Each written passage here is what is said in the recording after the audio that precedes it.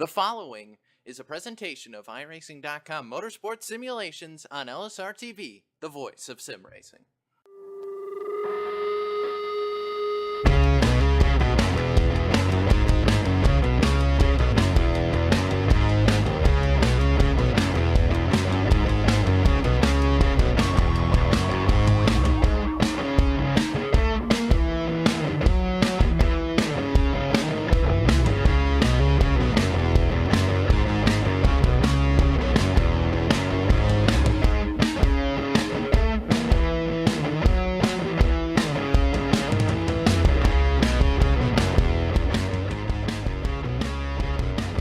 Live tonight from Myrtle Beach, South Carolina, LSRTV is happy to say good evening, sim racing fans, and welcome to our continuing coverage of this 2017 Myrtle Beach Simulation Series presented by the Championship Esports Association. Tonight on LSRTV, your home for sim racing and iRacing Live. Happy to have you back with us on a Wednesday evening. It has been since the MBLS Series has been with us, but we are happy to be back with you for week number 4 of competition on this 2017-2018 campaign, and we enter into tonight with 5 feature races due up for you. We'll get into that in just a moment. But first, I want to welcome you topside into the LSRTV booth. Myself, Evan Pasoko, going to be joined by Austin Coop and Chris Murdoch as always. And also downstairs is the lovely and talented Cisco Scaramuza pushing the buttons and bringing us to you here this evening. And Coop, we get back at it. Had an off week 1 week ago because a new iRacing build came out, and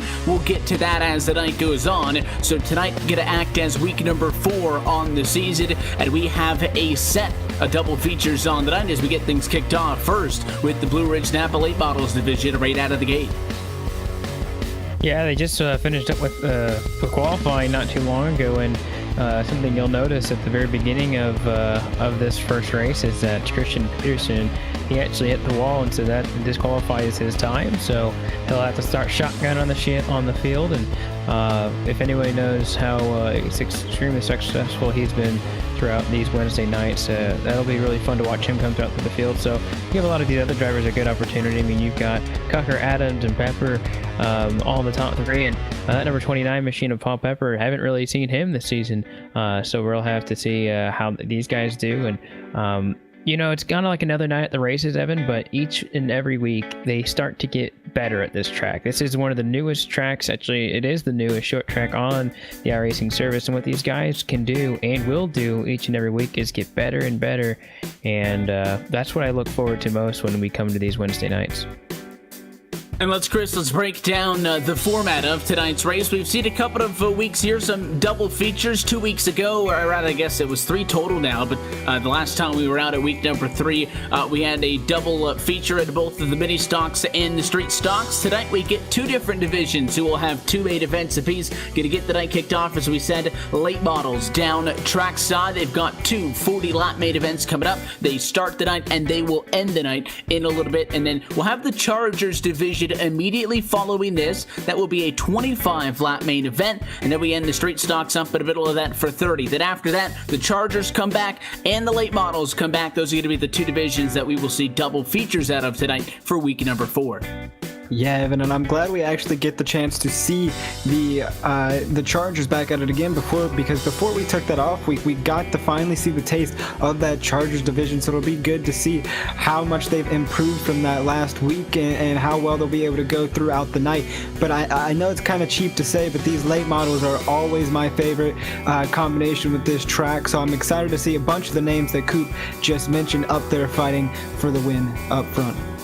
And they are the fastest cars to get around this joint, and they are the main event, and typically we see these guys later on in the evening. Kind of like that we're going to get these guys an opportunity to go racing with the sun still out. Lights will come on in just a little bit, but as we get set to get tonight's racing kicked off, let's go trackside for the first of 5 times tonight and take a look at your LSRTV starting grid for the Blue Ridge Napa Late Models Division feature race number 1 on week number 4. Pole position in this one based on the qualifying qualifying session. Going to put Matt Cucker up front with a 19.453. He will start on a pole. That one was only 1/10,000th of a second better than Jeremy Adams, who sits on the outside of row 1 and qualifies in second. Paul Pepper, just the name that Coop you were talking about, he'll start from third tonight with James Krahulo alongside starting P4. Just behind them, Robbie Bundit rounds out our top 5. And starting that 6th position is going to be Brandon Wilkinson, John Ouellette. Starting from the 7th position, Jacob Porter and Tanner Cook will start 8th and 9th next to each other. And then you'll have Richard Reagan Jr. He'll start in the 10th position. Jody Green in that number 13 machine. He'll be sitting just outside the top 10 and 11th. Chris Patton will be 12th. 13th, Tommy Ryan. 14th, Jonathan Smith. And rounding out your top 15, that's Landon Williams. Williams going to be joined on row number 8 by Ricky Harden, who will roll off tonight in 16th position. We look back at row number 9, that'll be 17th position for David Rogers and 18th for Randy Oakham. Just behind them, you got Jeremy Watkins rolling off P19, and around out row number 10, starting 20th tonight is Eric Spencer. Rounding out the 28 car field is as follows: John Lede, he'll start in the 21st position. Benny Ellison starts 22nd. Rory Blum 23rd. Chad Curran starts in the 24th position. Kyle Leveralt starts 25th. Jonathan Lawrence is 26th. Jonathan Repek is going to start 27th. And Christian Peterson was the only driver to have a problem in qualifying, and he'll start 28th.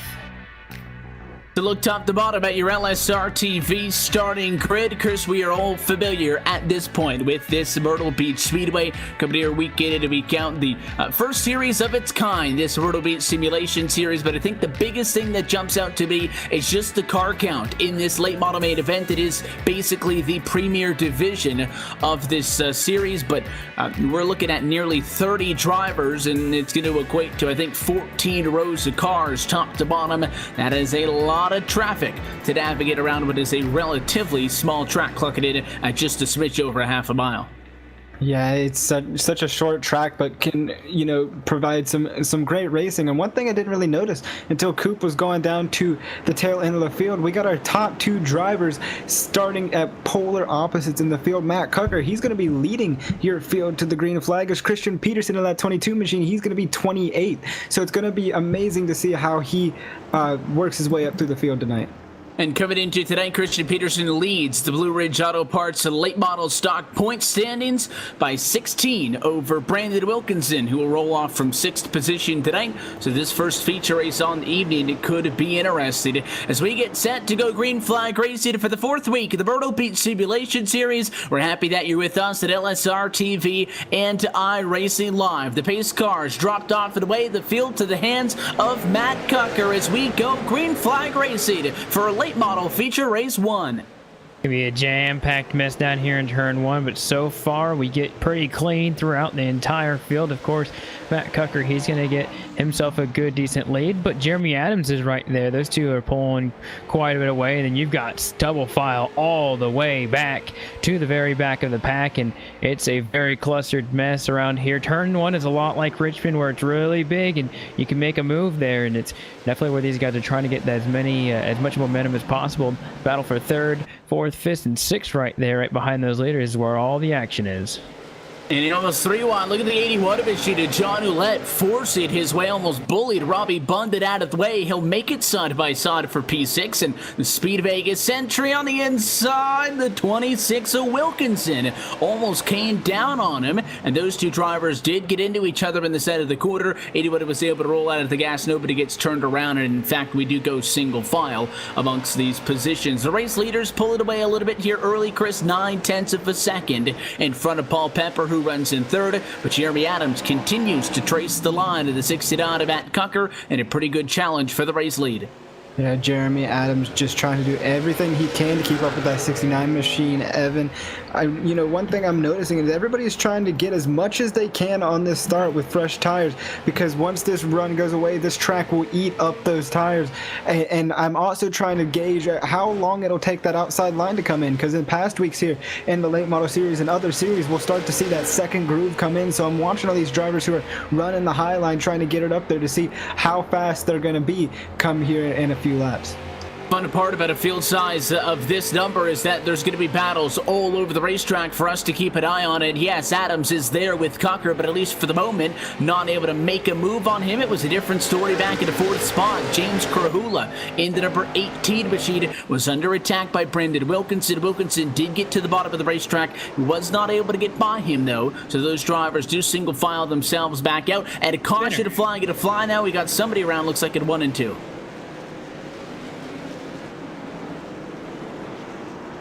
I believe it might have been the 87, Robbie Bunn did it. It looks like that he is one of the drivers involved, but this one started a little bit further forward. John Ouellette, who is running in P6, that Speed Vegas car we were just talking about, him left the inside of the racetrack open, Chris, and it looks like Jacob Porter a little bit overzealous on his dive down into turns 1 and 2. He pushed up and tagged the 81, pretty clear cut how that one went down. John Ouellette gets turned, and it wouldn't have been as bad, then went on to get tagged by the 87 machine. I think that we can consider Bundan a victim in all of this as well, because he really had nowhere to go, but those two cars kind of got tangled up on the outside of the racetrack, and that's our first caution flying tonight at Myrtle Beach inside of the opening 10 laps.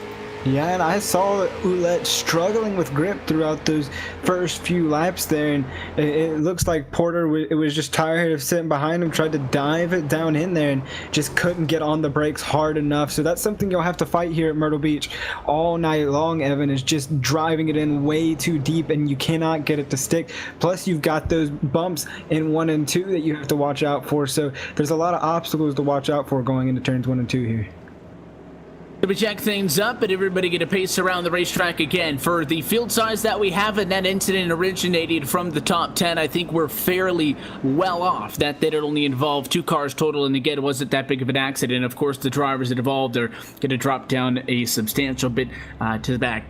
Just kind of following the championship battle, as we noted again, and we showed the championship standings there right before we dropped the green flag. Peterson, 16 points in front of Brandon Wilkinson. Matt Cocker, 3rd overall, 32 back. Jeremy Adams, 4th overall, 37 back, with John Lottie right there as well, 39. So really 3rd on back is all single-digit differences per position, and it is very much a good fight. But Wilkinson, we noted, started up front in this one. He's 5th. Well, where's your championship leader? Christian Peterson off to a hot start. He picked up 11 spots in that short opening stint. Still 17th position. He's got a way to go, but he's already got a 3rd of the way up front. Yeah, and there's still a whole lot of racing left to go. Laps go by quick here, but Christian Peterson is also one of the fastest drivers I have seen on the Myrtle Beach Speedway, so he's making his way up through the field very, very quickly. And I say within the next maybe 10 or so laps, we can start seeing him maybe crack the top 5, top 10 maybe. But as we get to the cone car, one driver taking the high side so far, that's Matt Cocker. And then you'll see the 18 of Krahula join him, and Wilkinson as well. So Adam's going to take the inside line, try to get the jump, but we've seen how good that 69 is on the outside. And the race leaders are side by side, so we're going to get back at it. We'll see if the saga of Cocker and Adams can continue. The 69 machine decided to go on the outside of the racetrack. We'll see if that's going to be the right call as we come back at a turn number 4 and look for the American Ethanol green flag, holding it until the box, and it is a good jump for the driver of the 69, Matt Cocker, to turn number 1 coupe, clear by a couple of car lengths. Yeah, and for the first time, those first 3 cars really get a big jump. Actually, first 4, and then you're battle for the top 5. That's going to be the 26 of Brandon Wilkinson trying to pass Richard Reagan Jr., who Richard Reagan has been very quiet this season, and we've seen him be here a lot. And I think he missed a couple weeks because of all the action that's been going down in Florida, but he's back, and he's doing a really good job right here in the 5th position. And it's good to see that 40 car up there as he's getting real pressured right here, and he's also trying to pressure those guys in front of him as there's a battle behind them. They're 2x2 still in turn number 4. Going to continue all of that action. The 6 machine on the outside. You got the 96 on the inside. It looks like that in that fight, Tanner Cook is going to win that battle. The bottom of the racetrack at least appears to be the place to be early on in this one. And Ron got really loose that time at turn number 2. Not only is Green going to go by on the inside, but a 15 of Harden also dives down to the inside of the racetrack. The battle will continue back here for 9th and 10th position. Green is able to pick up, jump up to 8th, and leaves the 6 behind. Caution flag once more, though, is Spitter in 3. It's Rory Blum.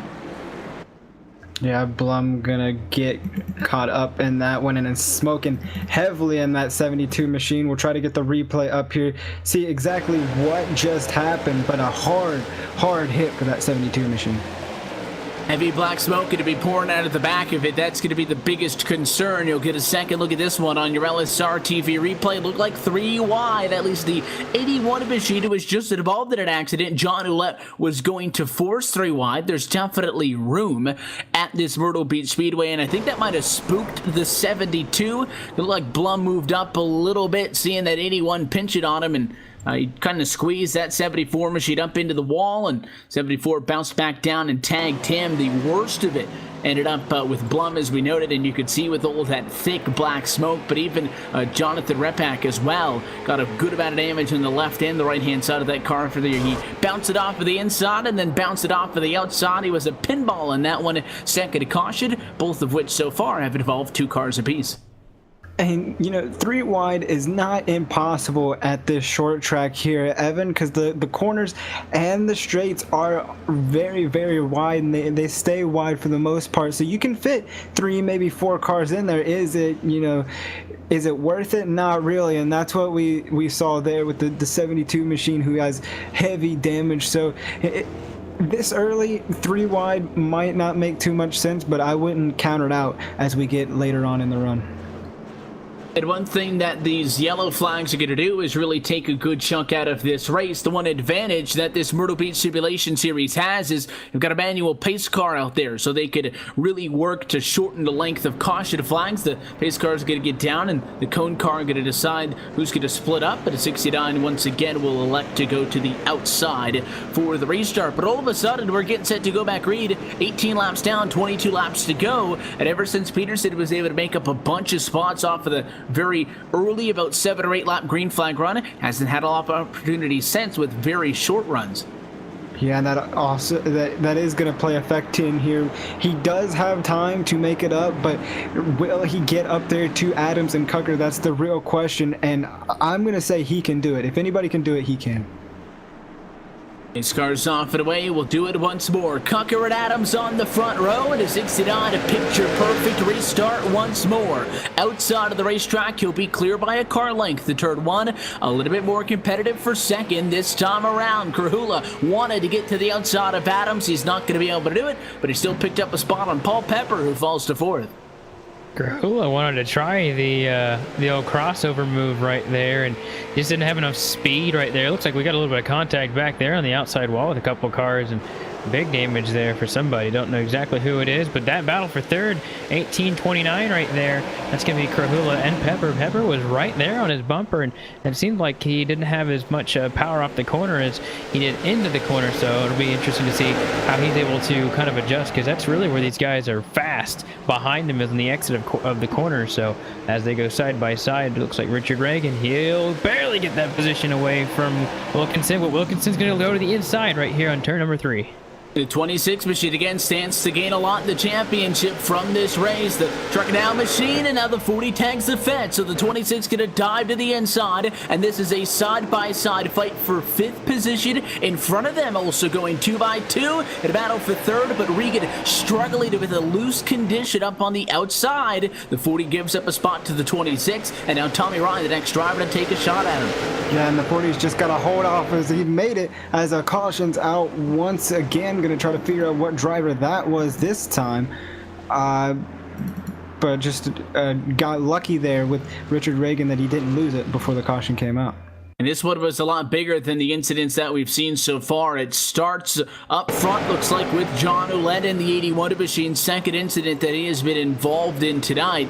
It looked like he just got loose, go down to turn number 1, a very wide arc into the corner, and the back end of that car didn't look planted at all, and he walked it up the hill, and the problem was he actually spun it right around and then came back up the racetrack, and when he blocks the track, the 1, the 87, the 33 tag him, and for those drivers, it's a 50-50 shot. You guess high, you guess low. Those who decided to go to the inside guessed wrong, and that's how you end up with about 4 cars being involved in an accident that started as just a 1-car spin.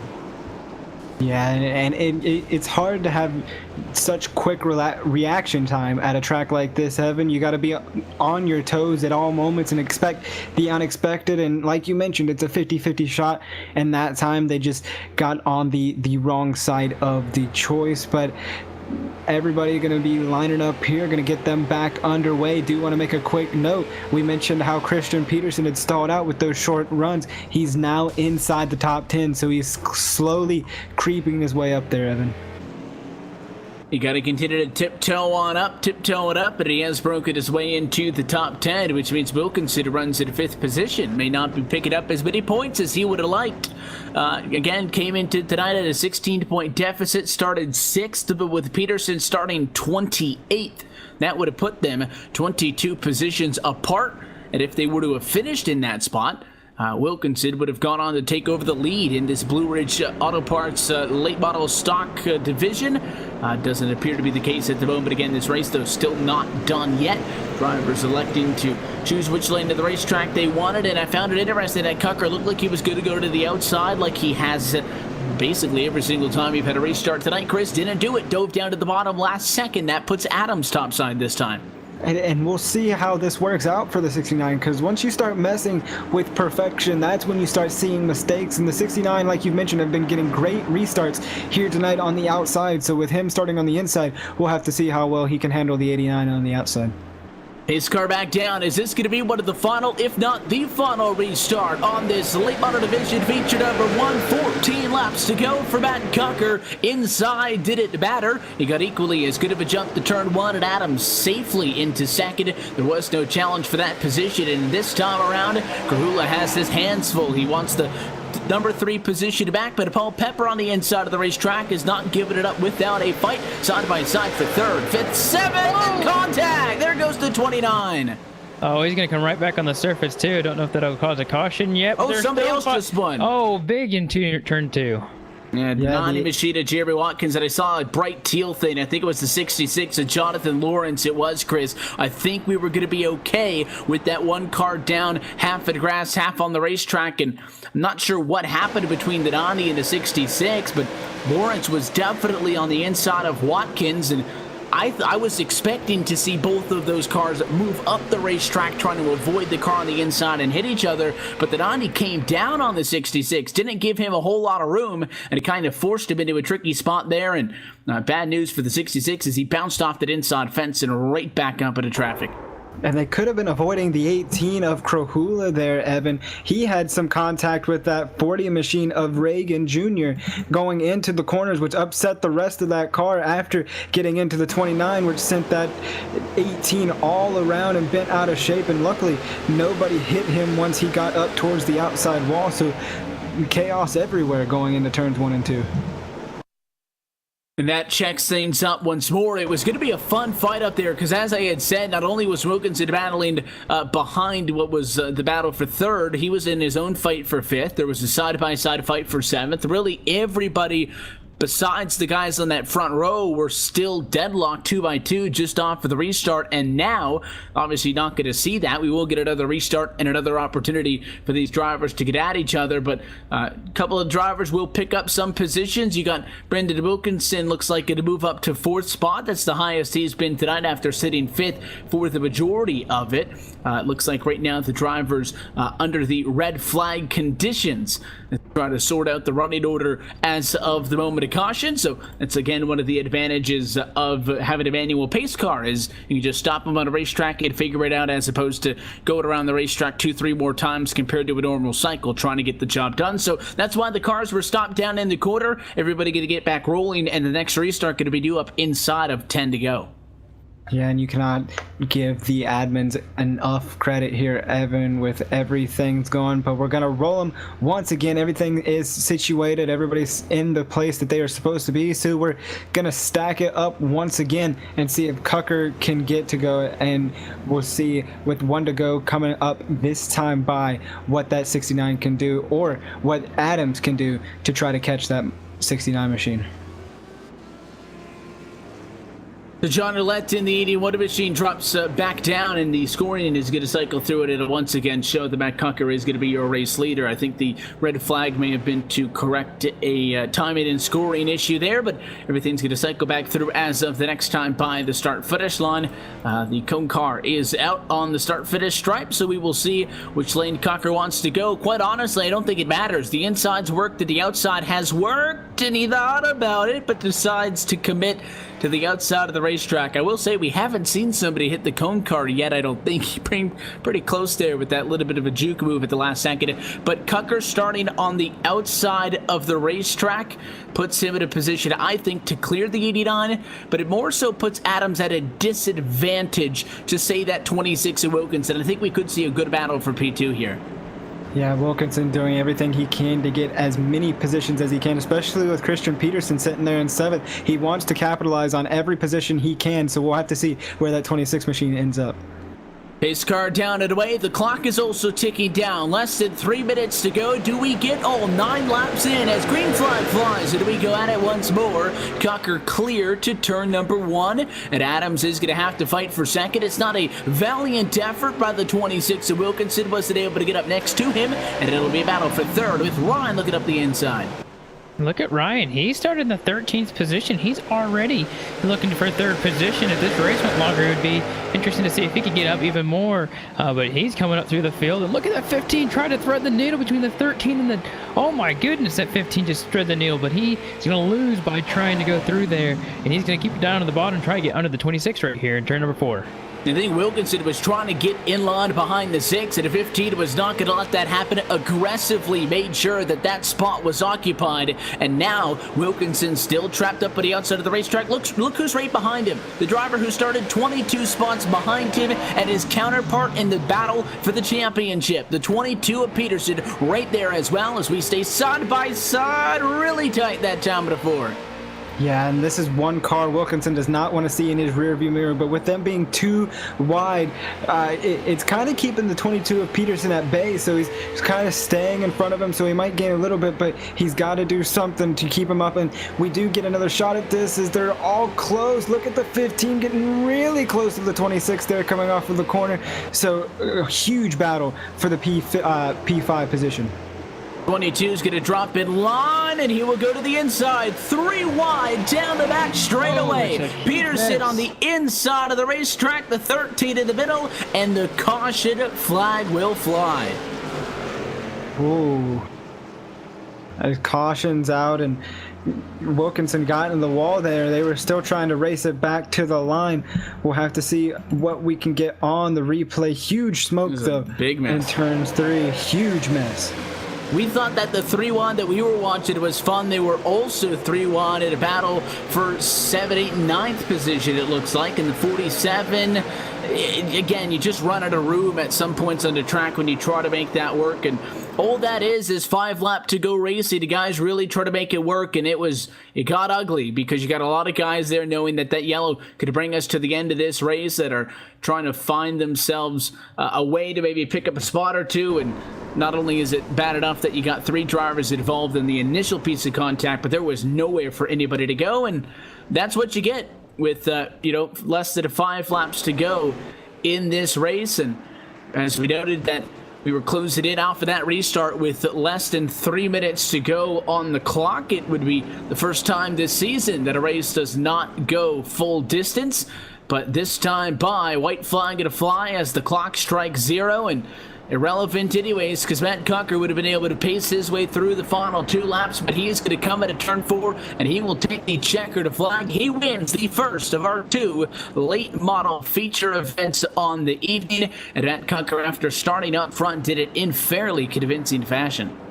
Yeah, what a great race. Led every single lap of that race, but Adams was able to stay right behind him the entire time. So great run by those two. Also a quick nod to the 22 of Christian Peterson. We've been talking about him a lot tonight, Evan. 28th to 7th, and just finishes a position, or 2 positions, I should say, behind Brandon Wilkinson. So that battle should heat up when we stack them back up for the second late model feature later tonight. And I think that we learned a few things off of these restarts as well, late, inside, outside of the racetrack, and that this racetrack at least appears tonight to be very racy, to lend itself to a lot of side-by-side action. We saw plenty of that, and the yellow flag shut a lot of them down. Again, first race on the season that goes to the time limit. But Matt Kucker is going to get the win nonetheless, and we'll get a word with him in just a minute. First, let's take a look at your LSRTV full race results for our first Blue Ridge Napa Auto Parts late model stock points race on the night. Again, a second one due up later on this evening. Matt Kucker gets the win, though, from pole and stays up front. Jeremy Adams also finishes exactly where he started, rolled off at the outside of row 1 in second, and comes home P2 when it's all said and done. Tommy Rod gets a third place finish tonight with Ricky Harden in fourth and Brandon Wilkinson rounding through your top 5. Jody Green, he'll finish in that 6th position with Christian Peterson being the big mover from the back to 7th place. Just didn't have enough time to get up to the front. Then you had Richard Reagan Jr., who will finish in the 8th position. Kyle Everalt will be in 9th unofficially, as it did look like he may have claimed the last caution was his fault. And then you have Robbie Bunden finishing out in the top 10. Jonathan Smith, another driver involved in that last caution. He's going to bring the car home in 11th. 12th goes to Eric Spencer. 13th, Paul Pepper, falling off from 3rd. 14th goes to Benny Ellison. 15th, Jeremy Watkins. Continuing through 16th position tonight is James Krahula. 17th is Tanner Cook, with Landon Williams and Shad Curran rounding out the 19 cars that finish on the lead lap. Just behind them, rounding through the top 23 laps down, was John Lyday. Finishing in the 16th position, finishing in the 21st position is Randy Yoakum. Then David Rogers finishes 22nd. John Ouellette finishes in the 23rd position. Jonathan Lawrence, he'll finish 24th. Jacob Porter, 25th. Chris Patton finishes 26th. Jonathan Repack, 27th. And Rory Blum will finish out the field in 28th. Let's look top to bottom at your full race results. We'll try to get a word with Matt Kucker here in just a moment. Coming home on top, and again, no stranger to getting the job done in these late models, but it has been a little bit of time since we've seen him win one of these things. His first and only Blue Ridge Napa late models win came earlier this season, back in week number 2, which was also a first of 2 main events on the night. Now down with the driver of the 69 division, Matt Kucker. Matt, congratulations on the win. Second time this year you guys are able to park a late model in victory lane, and it looked like that car was good anywhere. Top side on the restart, bottom on the restart, didn't matter. You guys were able to get out in front of all of the excitement every single time. Yeah, I mean, qualifying up front is probably the key to winning this race, and I mean, I laid down the best lap I could, and then when Jeremy went out, I was for sure thought he was going to beat me, and then he tied my lap in qualifying, which then it put him second and me first, and he kept me on my toes all the race long. So, I mean, the car was great on restarts. I tried the bottom there, that one restart, and I didn't like it as much as I liked the top, so I went back to the top, and fortunate enough that we brought home the W, even with all the yellows.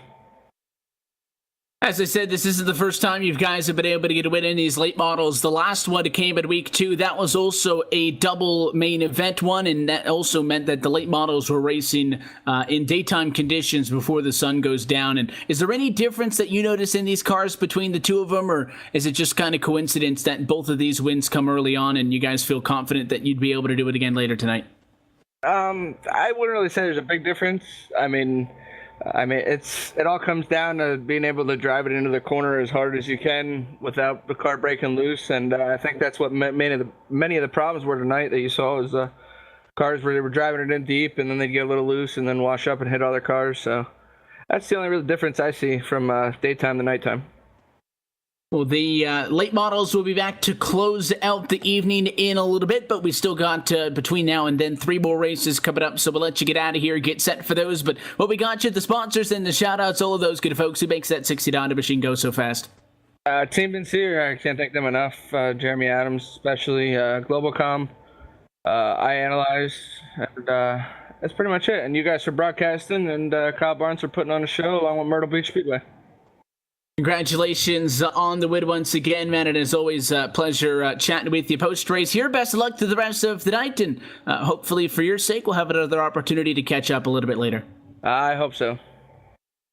The race winner in the first of our Blue Ridge Napa Auto Parts late model division features on the evening. Matt Cocker takes home the win. It'll help out his case in the late model point standings. Came into tonight 32 points off at the top spot in third overall. Not going to be a huge pickup with the likes of Wilkinson and Peterson really just behind him, but it'll be a step in the right direction going forward. So one race down, still 4 races to go. Again, late models will be back to close out the night, but the Chargers division also will have 2 main events tonight, 25 lap features each time, and the first of those is coming up next right here at LSRTV at iRacing Live. We'll be right back to the Myrtle Beach Speedway on the other side.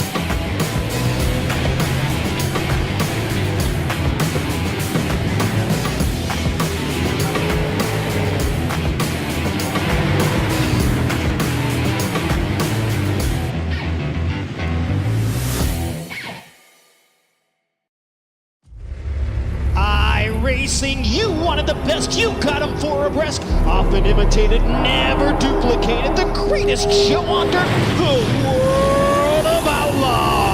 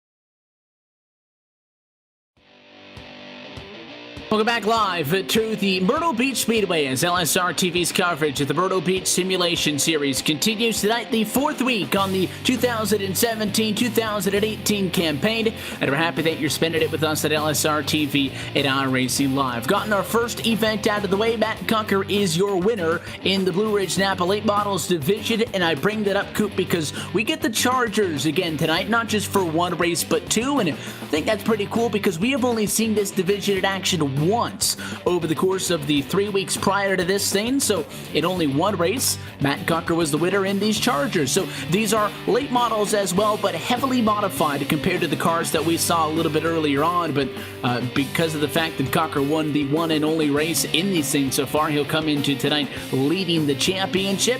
Familiar names up front, Jeremy Adams right there in P2, but Rafe Slate, you got Jacob Porter, David Kello, guys inside of the top 5 that tonight could really benefit from keeping Cocker close, not letting him get away. Some of the other series, it's only week 4, but we've already seen 4 or 5 races out of him. This series still has a lot to be gained and lost.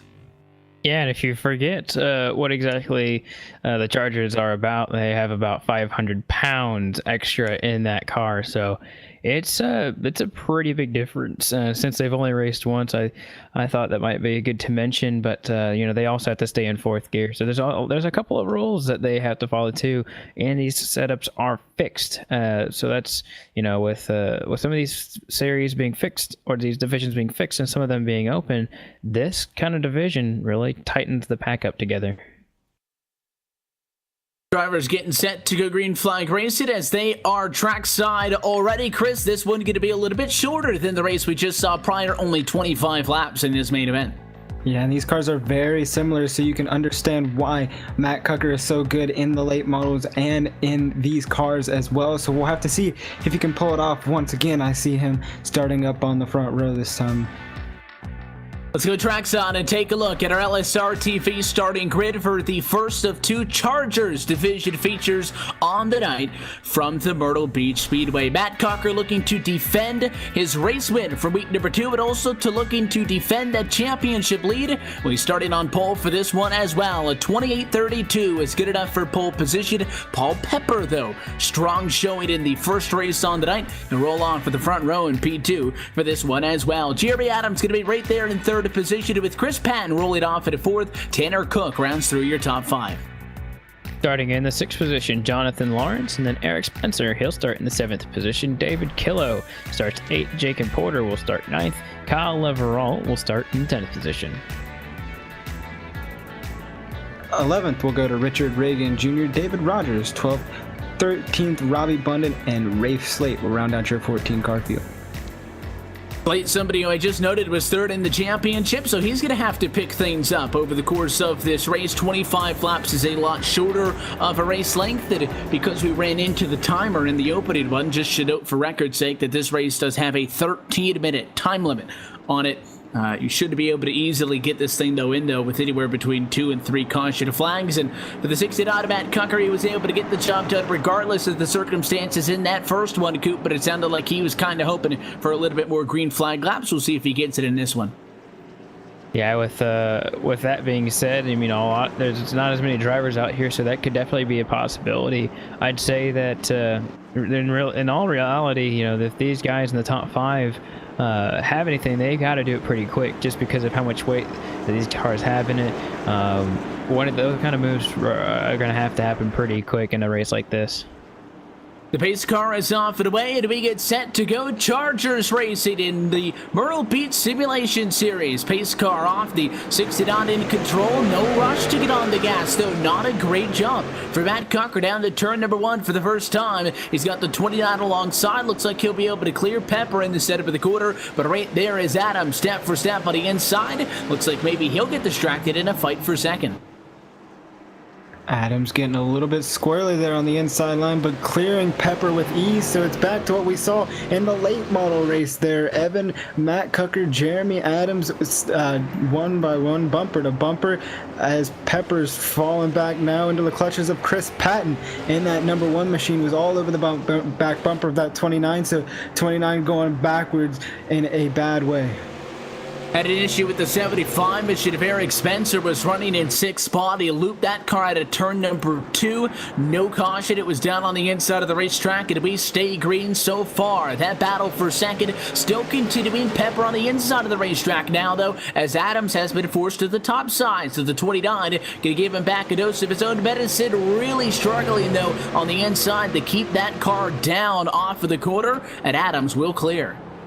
That battle is extremely close coming out of the turn number 4 right there, and he's still there, although I believe Adams is going to have the advantage going into number 3 right here. And the 29 of Pepper, he just couldn't fit on the bottom as much, had to lift out of it just a little bit. These cars do get a little tight with the 500 extra pounds that they have, and now he's going to have to play behind him and see if he can get around him, all while Matt Cucker has absolutely just obliterated the rest of the field with a 1-second lead now after 5 laps of competition, going to about looks like 20 laps to go here at the stripe this time by. And those top 4 guys, top 5 guys, you could say are getting pretty spread out, and then you've got the 27 of David Killo holding up a bunch of drivers behind him. Kilo in the middle of the pack, also somebody who's looking for a good points night, got 5th in the only Chargers division race that we've seen so far to this point. And maybe aside from a battle between the 66 and the 87 machine, everywhere else basically single filed out. Only Leveralt and Lawrence doing battle at the moment for 8th and 9th position on the racetrack. You do got guys tight just in front of them, the likes of Slate and Kilo nice and tight together, but nobody really 2 by 2 except for that battle for second that will just not go away. And Pepper sideways that time at 4 did a good job of catching that race car, not taking them both out. Yes, Pepper trying to do everything he can to get up and by that 89 machine. He was up on the outside line, then swooped back down to the inside line, but just cannot seem to come out his cautions out on the racetrack. Big problems on the back straightaway, and the only driver I see slow is David Akillo, but it looks like it will. It evolved that number 27 machine. These Chargers like to push in the corner, and handling issues have been a premium tonight. Just trying to see these guys manhandle them off of the turns. And the second look at this one will show you that the 27 got sideways, and he just wasn't able to catch it in time.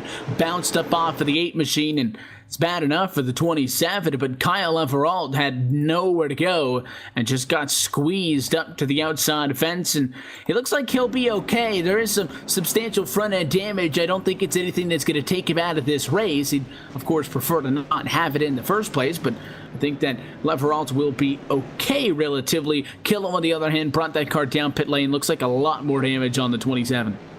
I will have to give a huge amount of props for that number 27 machine, because that wreck could have been a lot worse. He wasn't able to save it, but you could tell how slow that car got as soon as it was hit. It was almost instantaneous.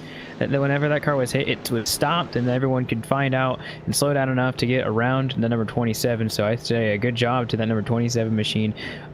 Bad break for him, of course. Never want to see that to those drivers that we were obviously just talking about. But the show goes on. Matt Cooker continues to lead, and they'll go by the cone car this time. Going to select the inside and the outside of the racetrack. Cooker told us post-race after winning that Blue Ridge Napa Late Models division feature just a couple of minutes ago that he experimented with both lines and preferred to be up on the top side of the racetrack, so not at all surprised that he will decide to go top side as of that time by the 8 out of Adams in P2. Obviously going to choose the bottom of the racetrack. You got Pepper up top side in 3rd, Patton on the inside of the next row in 4th, and Richard Reagan Jr. 5th. Up on the outside. So it looks like if you've got an opportunity to start a lane, the guys want the outside of the racetrack. Inside was the place to be at race number 1 on the evening. Let's see if that plays out back on the 2nd and 3rd rows. It's all going to be behind, though, Matt Cooker. He's looking to get out in front, and that's exactly what he does as we go back underway, leaving Adams to the Wolves. Yes, now Adams has to try to fight off Pepper. They were side by side for most of that green flag run, Evan, but Adams powering off the corner, getting all over the back bumper of the 69. Cautions out once again. Yeah, real quick that time. Issues down in turn number 1, and Coop it is with the 1 machine to Chris Patton, and I also see Eric Spencer looped around. And what a terrible amount of luck that the number 47 has. Kyle Everall just absolutely nowhere to go after this crash, and they got spun out in front of him, and then he slowed down quite a bit, but not enough to avoid the accident. He still gets a little bit of it, but it looks like the car may be good enough to keep driving out there. I mean, there's a lot of other drivers involved in that one as well, but that's a second strike for the 47. I feel if he's in another one, he may have to do something with the car, or just maybe just wait around a while, because that car is just been through hell and back. And the 8 as well to that point. Slate was the one that got door checked by the driver who got loose on top of him earlier on.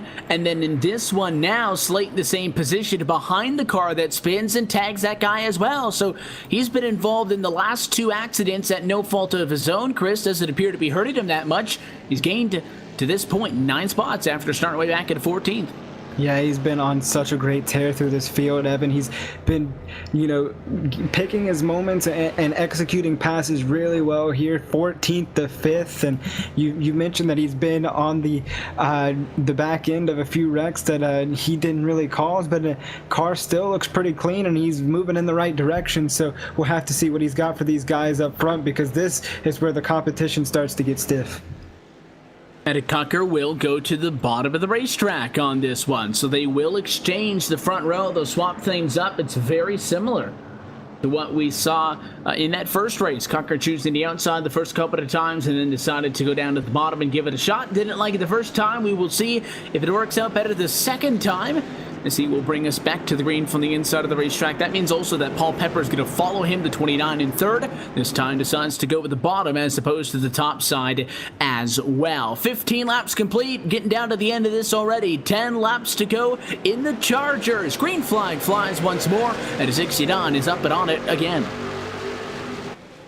What a good start that he keeps getting. I mean, it's a little bit easier when you can just power off the corner, but he does get pretty good restarts. But this time, Matt Cucker will not get as good of a restart. Looks like Jeremy Adams is going to be right there, and then there's a good battle right there behind him for third position, and then on back. Oh, look at the 40, gets a little bit loose. He's going to lose that spot. We're just talking about Richard Reagan. Also, he's right there. And then Rafe Slate, man, what a story. He's come up through the field quite a bit as well. Looks like somebody behind him is going to lose it, though, right out of 2. So far, no caution. It's Robbie Bundon into the inside fence. It looks like he's just going to call it the Marlboro Chevrolet. Going to take that quick tow back to the pit lane. Racetrack is going to be clear for the leaders to come by the next time, and we will stay green and uninterrupted. Adams has been running second for a good portion of tonight so far. I could tell that 89 wants a little bit extra. Picked up a spot off for the restart in this race. Was third originally. Got up to P2 early with a quick pass on Paul Pepper, but hasn't been able to get that little bit more, a car length and a half off of the top. Yeah, and it's basically shades of what we saw in the late model race. He can get to the back bumper of Matt Cucker, but cannot seem to make any pass. This time he's also had to fight with Paul Pepper, who's under some fire of his own from Rafe Slate. We've talked about him a lot tonight. He had to perform well, and he's just doing that as the 29's chasing the car up the track out of turn 4. So some handling issues from the 29 is going to allow that 8 to get even closer and coming out of 2. Just taking a look to see anybody else fighting side by side, but it appears that this group up front, the 3 or 4 cars, if you want to include Pepper and Slade into this thing in third and fourth, is the best battle we got on track right now. That time by 5 laps to go, though. Adams may be at his best opportunity that he's had all race. He's dropped back, though, a car length with a bad exit that time to 4, and not the slickest of turns 1 and 2. Trying to see if he can get that little bit extra, but the clock is ticking.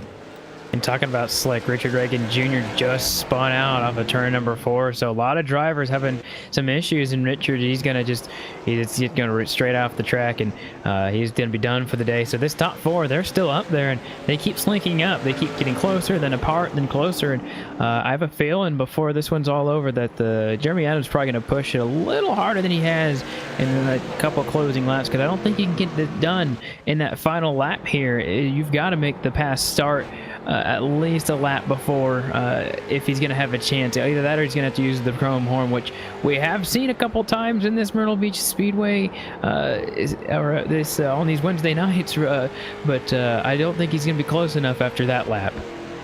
Yeah, he really needs to knock off a couple of solid ones, and he's just not getting it done. Cucker just more consistent, lap in and lap out, and you can see that 89 trying to cheat down to the white line, get the left side tires down on it, and when you get onto that curbing, that does your cause no help at all. Cucker this time at a turn 4.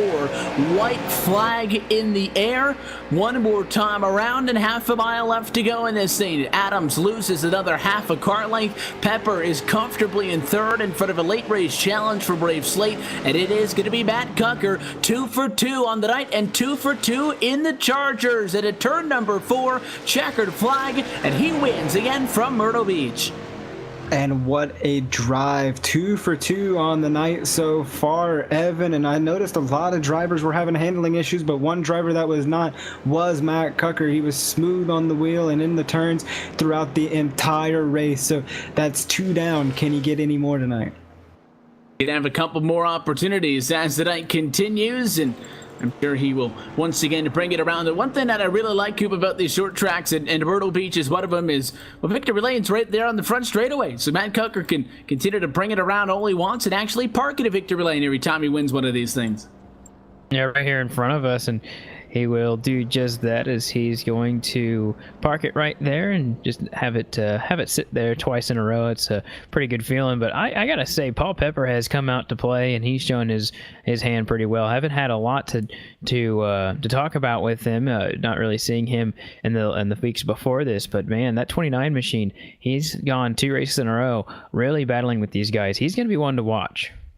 Yeah, right with them, step for step for each of them, and he's able to come home in third tonight. Let's take a look at your full race results for the first of 2 Chargers division features on the evening. Matt Cocker, as we just said, it's his second win on the night, and he's 2 for 2 with the Chargers. He will now start to build a lead in this division championship, which he'll look to add upon a little bit later on tonight, but he goes pole to checkers once more, takes the win here tonight. Jeremy Adams with that P2 finish. Paul Pepper coming home in third, as noted. Rafe Slight, though, big mover tonight, started way back in 14th, passes 10 cars to get a very impressive 4th place finish, and Tanner Cook rounds out the race exactly where he started, P5.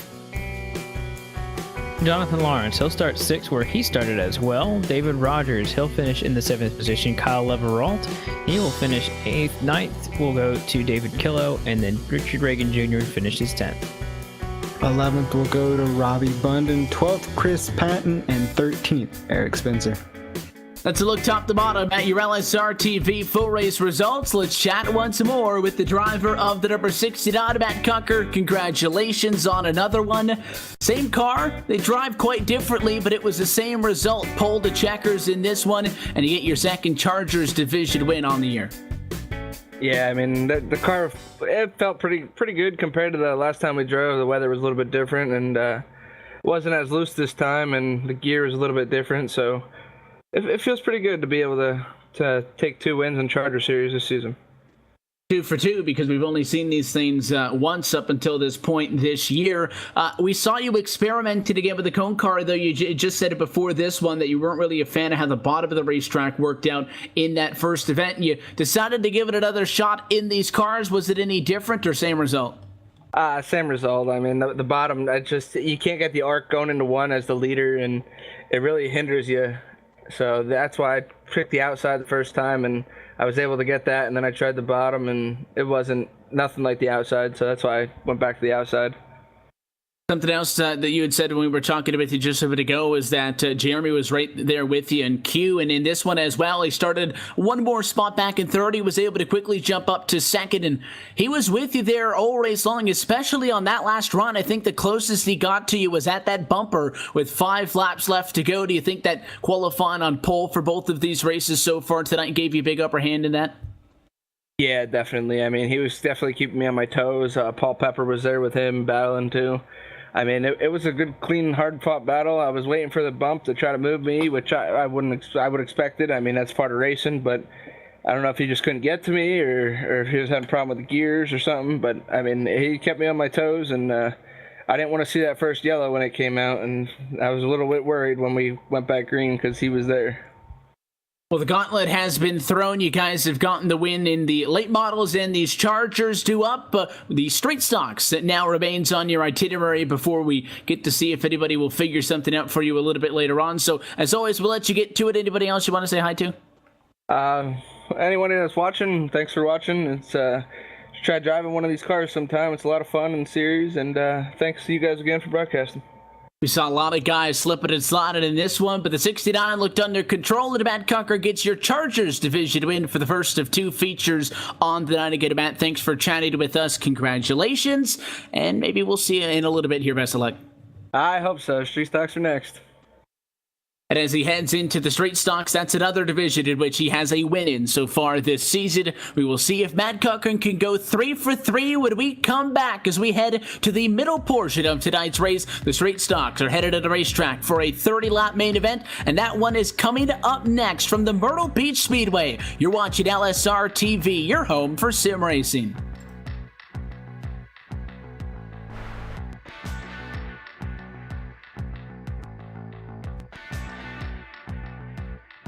The NASCAR Beginner Series, powered by iRacing, is the premier NASCAR esports series featuring the cars and tracks from the Monster Energy NASCAR Cup Series. The 2016 campaign saw a return to the top of the mountain by Ray Alfalla as a 3-time NASCAR World Champion. The march to that championship was not easy, though, despite the fact that Ray Alfalla took home the most points in series history. It just also happened to be the tightest championship fight we had ever seen. These guys are set for the 2017 campaign, and as it has been for the 7 years prior, it is no longer going to be a straight shot to the championship. We are going to see the biggest change in this championship picture in series history, as for the first time ever, there will be a chase for the championship. We're going to go into the Homestead Miami Speedway at the end of the season with the 4 best oval sim racing drivers in the world absolutely tied in the championship. You just got to beat the other 3 guys out and you will become an official NASCAR champion. You're going to get yourself a NASCAR championship ring and, of course, $10,000. These are the iRacing Esport World Championships, the pinnacle of sim racing competition. You can catch it all season long, live coverage on iRacing.com/live.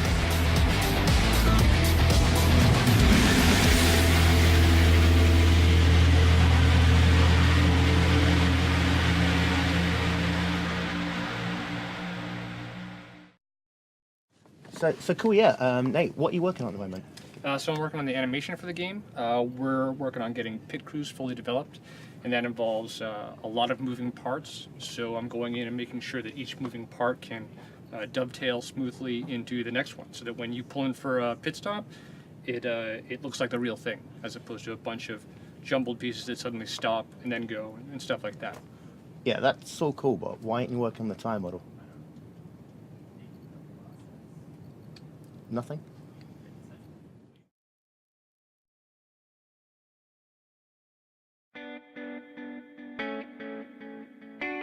Tonight's coverage of the Myrtle Beach Simulation Series presented by the Championship Esports Association rolls into our 3rd main event on week number 4, and we're happy you're with us at LSRTV and iRacing Live. Evan Pasoko, Austin Coop, Chris Murdoch upstairs. At a Coop, we head into our first night race on the night. The sun has gone down as we get our one and only street stock race. This is the only standalone division event tonight as the street stocks get set to go at it for 30 laps. Yeah, it's going to be a completely different pace than what we've been seeing all night. We're going to see those late models and Chargers for the other two divisions, but we're going to see a lot slower pace with these guys than the other ones. But there's going to be a little bit longer of a race in comparison to the speed that the other guys are doing. So 30 laps or 15 minutes. So just a couple cautions could still play out and could change the way this race goes. But we're going to have a lot of drivers that we've seen over the season being here, but we're also going to see a lot of drivers tonight that we haven't seen. Guys like Landon Williams we'll see in tonight's race, and guys like John Lyday, Paul Pepper, they're going to be in here, and we're going to see them race in 2 different cars now. And this is a series that has been on the calendar 4 times so far this year. Jeremy Adams leads the championship standings with 3 trips to victory lane over Matt Cocker, who has the one other win, 24 points behind him. In the points, Jonathan Smith is 3rd in the points, 27 back, with John Lyday in 4th and Kyle Everalt, your top 5 after 4 weeks. Cars are headed trackside already, Coop, as we go trackside and take a look at our LSRTV starting grid for tonight's straight stock main event for week number 4. It'll be Paul Pepper, has had impressive runs so far tonight, and he will end up on pole for this one with an invert. He'll start up front. Jonathan Smith going to join him on the front row and rolling off in P2. Jeremy Adams and Matt Cocker, they're going to be on row 2. Adams wants to do everything he can to A, protect his championship lead in this series specifically, and B, keep Matt Cocker out of victory lane. Cocker rolls off at 4th. He is 2 for 2 on the night. Just behind them, Kyle Everalt was in a bad spot at a bad time a couple of times last race. He'll roll from P5. Jerry Watkins, he'll start from 6th position. Landon Williams, he will start from 7th. Rory Blum will start in the 8th position. Robbie Bundon, he will start 9th. And then you've got John Lyday in 10th and Randy Yoakum. He will hit shotgun tonight under the lights here at Myrtle Beach. To look top to bottom at our starting grid, also just noticed as the cars headed off for the pit lane, and I'm sure we could see it in the back of the shot there, maybe not, but two drivers are going to decide to start from pit road, Kyle Everald and Jeremy Adams. So that is not good news for the driver of the number 89 machine, because well, he's not going to have an opportunity really to get up there right away with Matt Cucker, and the door is really wide open for the drive of the 69 here, Chris, to get up, get this win, go 3 for 3 on the night, and start to work on that points deficit in the championship. Yeah, and he's got a lot of momentum going into this one, Evan. But one driver who's been really consistent, that driver who's starting up on the front row, Paul Pepper, he's been really consistent, been fighting with these guys all night, and we'll have to see what he's got in this street stock division. The pace car heads off and away, and Paul Pepper has an opportunity to try to park it at the Myrtle Beach Simulation Series victory lane as he brings the Jimmy John's machine at a turn number 4, looking for a freaky fast one. Green flag flies as we go off and away. Smith, though, right there with him in contact on the inside. It looked like the 29 might have been slow through the gears, and he will lose the race lead. They were bumping and banging and all over the place there in the turn 1, and they're actually going around. Big wreck behind them. Big wreck behind them. It's a couple of cars. That Ani machine just comes to a dead stop as tries to avoid getting into the pit road wall there. It all started with he and the 87 machine, and the 87 didn't actually make contact with him. Bunden appeared to be okay, but either Watkins felt like he was forced to up to the wall, Chris, or just got a little bit tight coming off of the turn. It'd be a change of pace because loose has been the condition that we've been hearing about all night so far. But you saw he bounced off of the fence, came right down into the 4, and there was really nowhere for the 22 to go. And it was a wildly hard hit for John Lade, aggressively into the inside fence, and not sure anything's left of that thing. Yeah, and you know, what a heavy hit and how to end a night early, Evan. 22 hard in the inside wall. But yeah, we've seen loose a lot tonight, but these cars and these street stocks are just a different kind of animal. I remember when we had them here the last week that they were really tight, so they were fighting the push up the track a little bit. So maybe that's what that 90 machine was feeling going into the wall, but very unfortunate wreck to happen this early. Getting set to go back at green flag conditions. Quick turnaround on this first caution flag. Again, 30-lap main event in the straight stocks. Time limit is set to 15 minutes, should that need to come into effect like it did a little bit earlier on tonight. So Jonathan Smith now has an opportunity to get off and get going, but the 29 machine going to beat him to the start-finish line. So it looks like Pepper's going to have to give that spot to the 23. He will in turn 1. I think possibly Matt Cucker thought he was in charge of the restart, because all of a sudden he just started going, and he had to really back off. So a little bit of a weird start to that restart, but he's going to get under. Looks like the 29 right there. He's going to make quick work of him right there, and it's going to relegate Matt Cucker to the second position. Then Jonathan Smith all the way up to the top spot. Haven't talked about him a lot this season, and he's going to be up there and has a 1 second lead on Matt Cucker. Only thing is it's Matt Cucker. He's right behind him, and he's dang fast, so we'll see if he can hold him off, or maybe see if he can get some speed on this machine. And we know that Jonathan Smith is good in these street stocks. In all 4 of the races so far this season, he has netted a top 5 in each and every single one of them. But he's never been 9/10 of a second in front of Matt Cucker. I'm sure Matt Cucker never really been 9/10 behind somebody. At least tonight he hasn't been. And looking at the battle up front, it appears that lap by lap, the 23 of Smith out in front is actually staying pretty much even with him. Looked like Cucker a tad quicker that time, but nothing that would allow him to catch him at the moment. So if the 69 is going to get another win, he's got to search a little bit. Yeah, and look who's just behind him. You were talking about people starting from pit road. One of those drivers was Jeremy Adams. He's made a quick push to the front. Those cautions helped him out. He's up to 3rd place position and tracking these guys down. He's got a lot of work to do, but he is on the move to the front. Matt Cucker also slowly catching that 23, so the 23's got to be a little bit smoother. He's getting really close to that inside wall, but Matt Cucker just seems to have the drive off of these corners to catch that 23 really fast. really starting to close the gap, and they're leaving third on the back of the dust. Adams all by himself in third. Paul Pepper maybe under attack by Landon Williams in a battle for fourth and just a little bit here, but my eyes are up front watching to see if that gap continues to close down. Cucker went from making up about half a tenth per lap to getting 2 per lap. He is right on the doorstep now. Close it in on about 3 car lengths off of the bumper, and with 20 laps to go the next time by, plenty of time, I think, to make something happen.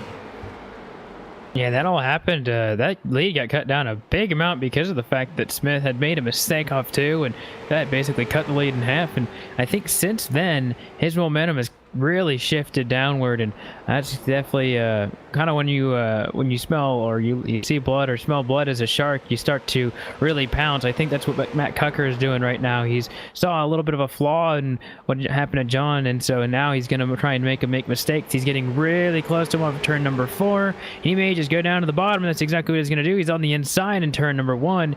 He may even touch those rumble strips, but he may not get it just yet, because he's only at his door side by side for the lead. He's gotten to the inside of the racetrack. He's just got to execute the pass. Smith is going to put up a fight topside, but I'm not sure if he's going to be able to do it. Nose to nose at the line. That time, advantage still to the outside, but I think by Cucker's own admission earlier in these races and by Smith's going to the inside early in this to get around Paul Pepper, the bottom of the racetrack is the place to be. 23 hanging tough, though, pinching the 69 down, not crowding him too much, but he's not giving Cucker any more room than it needs to. It looks like the 69 will get it this time off to 1 and 2, and he is almost clear for the top spot. There it is in the center.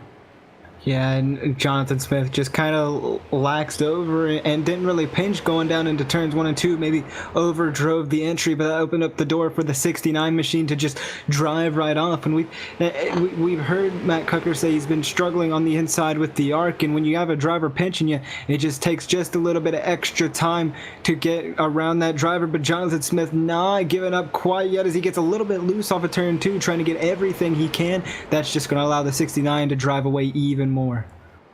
So it was looking good for Jonathan Smith early, 9/10 in front of Matt Cucker, but that is going to go away. And despite the fact that it is, quote, only a 30-lap race in these street stocks, these things don't zip around a half a mile quite as quickly as the super late models do. It is going to be and feel like a little bit of a longer race than 25 or even 40 laps were in those other cars. But Smith can't give up here. He has to continue to conserve the tires. Maybe Matt Cucker was digging a little bit too much, catching up to him, and will maybe fall off a little bit as the run continues. I think that's really the only thing that 23 can grasp at to hope for at the moment, as the lead between those two continues to spread apart. And Jeremy Adams in third is actually starting to catch it on Smith. So it may be the 23 falling back a little bit as opposed to the likes of Cucker and Adams all of a sudden finding a lot of speed.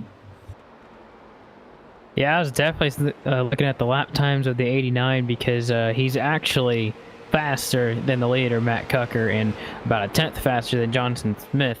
So when you think about why Matt Cucker is fast, I think you got to take into account that if he holds back any and they fight for a real long time, then Jeremy Adams may be there. And truthfully, there's not that many laps left, 12 laps to go, and they'll get 11 at the line. And they're pretty spread out right now, and these three may finish where they are right now. But Jeremy Adams is a heck of a lot quicker than both these guys, and he may very well get that second position before it's all over.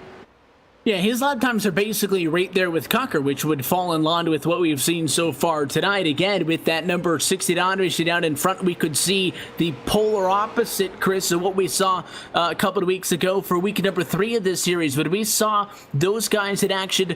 We had 6 different races on the night, and we had 6 different winners. Tommy Ryan, Jeremy Adams, Gabe Wood, Richard Regan Jr., Matt Cucker, and James Krahula all took home wins. A different driver every single race. Tonight could be a sweep for the 69 machine if he keeps it up. He has now completely erased that 9/10 of a second disadvantage and is now 9/10 of a second in front of Jonathan Smith. So how the tides have changed in 10 laps. Yeah, and it almost makes you think how this race would be different if Jeremy Adams wouldn't have started on pit road, because he is almost up to that 23 machine and he's really running out of time, but he may just get there. You can see him start to creep up to Jonathan Smith, but Matt Cucker is just leaving them out in the dust. But Jeremy Adams, strong run for where that driver started.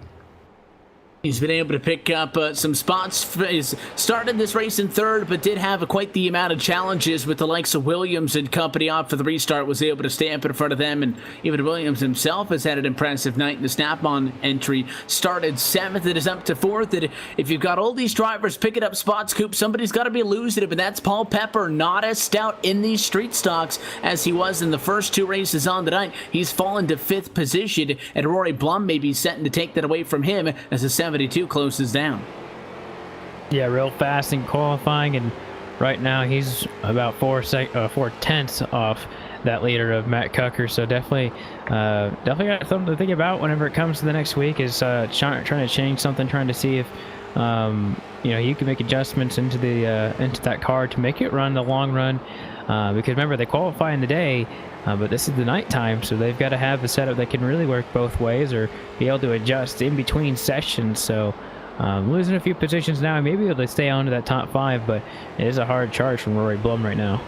And side by side we go for second. Adams has caught Jonathan Smith. He was all over those rumble strips, the curbs on the inside of turn 1. The 89 has not shot away from those at all tonight. And we see Smith put it up that good, resilient fight back on the outside of the racetrack, just as he did when Cucker tried to get around him. He won't make it easy, but it may be just a little bit too late as the 89 machine of Adams slowly starts to inch to about a half a car length in front that time down the back. Yeah, and the 23 of Smith trying everything he can to pinch Jeremy Adams off the corner, but it's just not working out.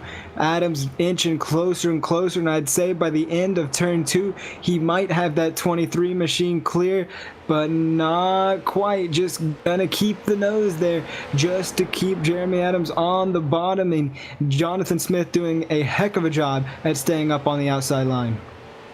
Still there. He made this fight go on to maybe 1 or 2 more laps that he was able to do against Cucker. The 89 machine is going to lose substantial ground. He'll fall back about 6 or 7 more tenths to Cucker. Not that I don't think we were inferring that he was going to be able to catch up to the 69 as this race continued to work on, but at least nonetheless he does complete the pass for P2, and Matt Cucker is out and into the clear up at the front of the field. The driver of the 69 machine is going to go 3 for 3, and this is a big one specifically because it'll make up ground in the battle for the Street Stock Championship. But here he comes into turn number 4, pure domination. Matt Cucker, third win on the night, this time in a Street Stock.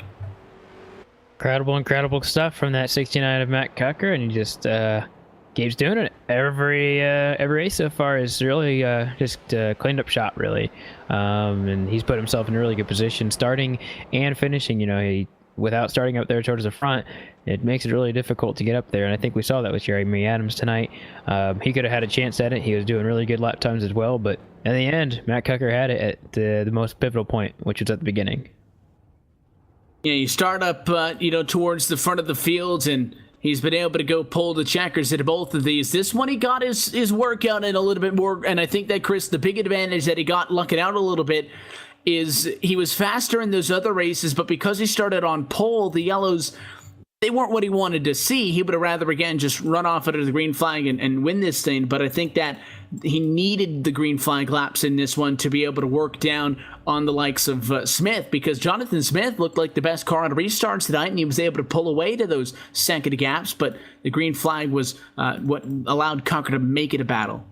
Yeah, and once he was able to get over those few humps and the people in front of him, he was able to get and just skyrocket out in front, finishing 1.8 seconds in front of second place, which was Jeremy Adams. So he did a great job, but as you mentioned, had a little bit more work cut out for him in this one. He takes home the checkered flag. We'll cue him up on the radio once more. Before we do that, let's take a look once again at your LSRTV full race results tonight from Myrtle Beach in the Street Stock Division main event for week number 4. It is Matt Cocker once again winning, this time with a net gain of 3 spots, though had to start on the outside of road 2. Nonetheless, gets to win his second in these cars on the season. Jeremy Adams once again right there, but 1 spot shy, comes home in second. That was a late race pass on Jonathan Smith that gave him that. Smith comes home in 3rd position tonight with Landon Williams in 4th and Paul Pepper rounding out your top 5. Finishing in the 6th position is Roy Blum, and then you've got Jeremy Watkins. He finishes 7th. Kyle Leverall finishes in the 8th position. Then you're finishing 9th, Randy Yoakum, and then Robbie Bunden. He'll finish 10th. That's a look at our LSRTV full race results. Let's queue up the drive to the 69 on the radio once again. Matt Cocker's got a win in the late models and in the Chargers division, and he's done it once again, this time in the Street Stock. So Matt Cocker getting the win tonight. Matt, congratulations on another one. This one a little bit different. Not only was the car completely different in and of itself, but you guys had to start back at a 4th position, and it looked like at one point, 10 laps into this thing, that Jonathan Smith was running away almost a second out in front, but you got those green flag laps that you would have been hoping for earlier, and to let you run him down. Yeah, I mean, he checked out pretty well. He was out there, I think he was out to second, 1.2 at one point, and or it might have actually been more than that. Jeremy was asking, is he running away from you? I'm like, not right now. We're staying the same. And then finally with those laps, I could finally catch up to him and reel him in and then pass him for take the W. You guys get the job done in these cars specifically. The last 2 events that we've seen you in have been divisions in which you guys are, up in the battle for the championship. Obviously doing that in the late model stocks, the most popular division. You were leading the Chargers after only one race. But in these straight stocks, you came into tonight at a little bit of a different advantage compared to Jeremy. He's been right there with you all night long. But in these cars, he's had the upper hand on you. 3 wins to your 1 into this race specifically. He actually had a better qualified position than you and looked pretty even with you on speed, but it looked like you're getting out in front of him early really helped out to kind of even the score and close that gap down a little bit in the points.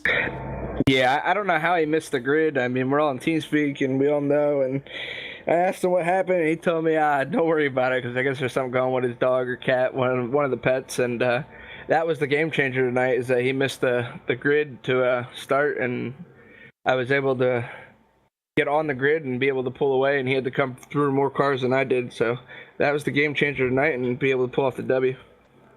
He was fast late, but the green flag laps lets you run out to 1.8 seconds in front. You get the win in the street stocks as well. So I have to ask you, last time we were out, and we said this on the broadcast, we saw 6 different feature races and 6 different winners. You guys are 3 for 3 tonight. You've now had a spin in all of the cars. That we return to the Chargers, and then we will return to the late models. Do you guys feel confident in being able to do what you've done already tonight and get 2 more checkers? I'm sure hoping so. I mean, in the Chargers here, I think there's a 10-car invert. It's either 10 or 12. And I believe it's 10. Yeah, and we're going to be in that 10th spot, so we got a long way to go, and hopefully we don't get caught up in anything. And in 25 laps, that ain't much time, but we're going to try our best to try to get that number 4. Well, the car looked good in this one as well, and I think you had a little bit of practice being able to work through some traffic in this one in comparison to those other ones. So we'll let you get out of here, Matt. Again, congratulations on the win. Who makes it happen?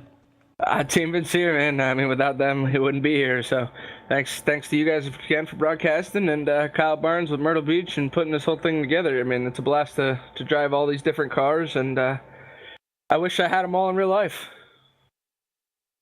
So far, so good. 3 for 3 on the night. Conker gets the win in the street stocks, and he looks to see if he can double up with our second of our Chargers and late model main events. We'll let you get out of here, Matt. Again, thanks for letting us chat with you. Congratulations once more. Go get him.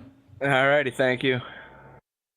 So he gets another trip to victory lane, and we may go from that extreme of seeing 6 races, 6 different winners to our first sweep on the night. It would not be easy to do it, especially when you consider the talent level that is in this Myrtle Beach simulation series, but he's more than halfway there, and Matt Cocker going to look for a second Chargers division win, a series which he is undefeated in so far this season, coming up right after this at the Myrtle Beach Speedway. So we'll step aside once more, and when we come back, we got 25 laps on the clock for the second coverage of the Myrtle Beach Simulation Series presented by the Championship Esports Association, the Chargers, when we come back.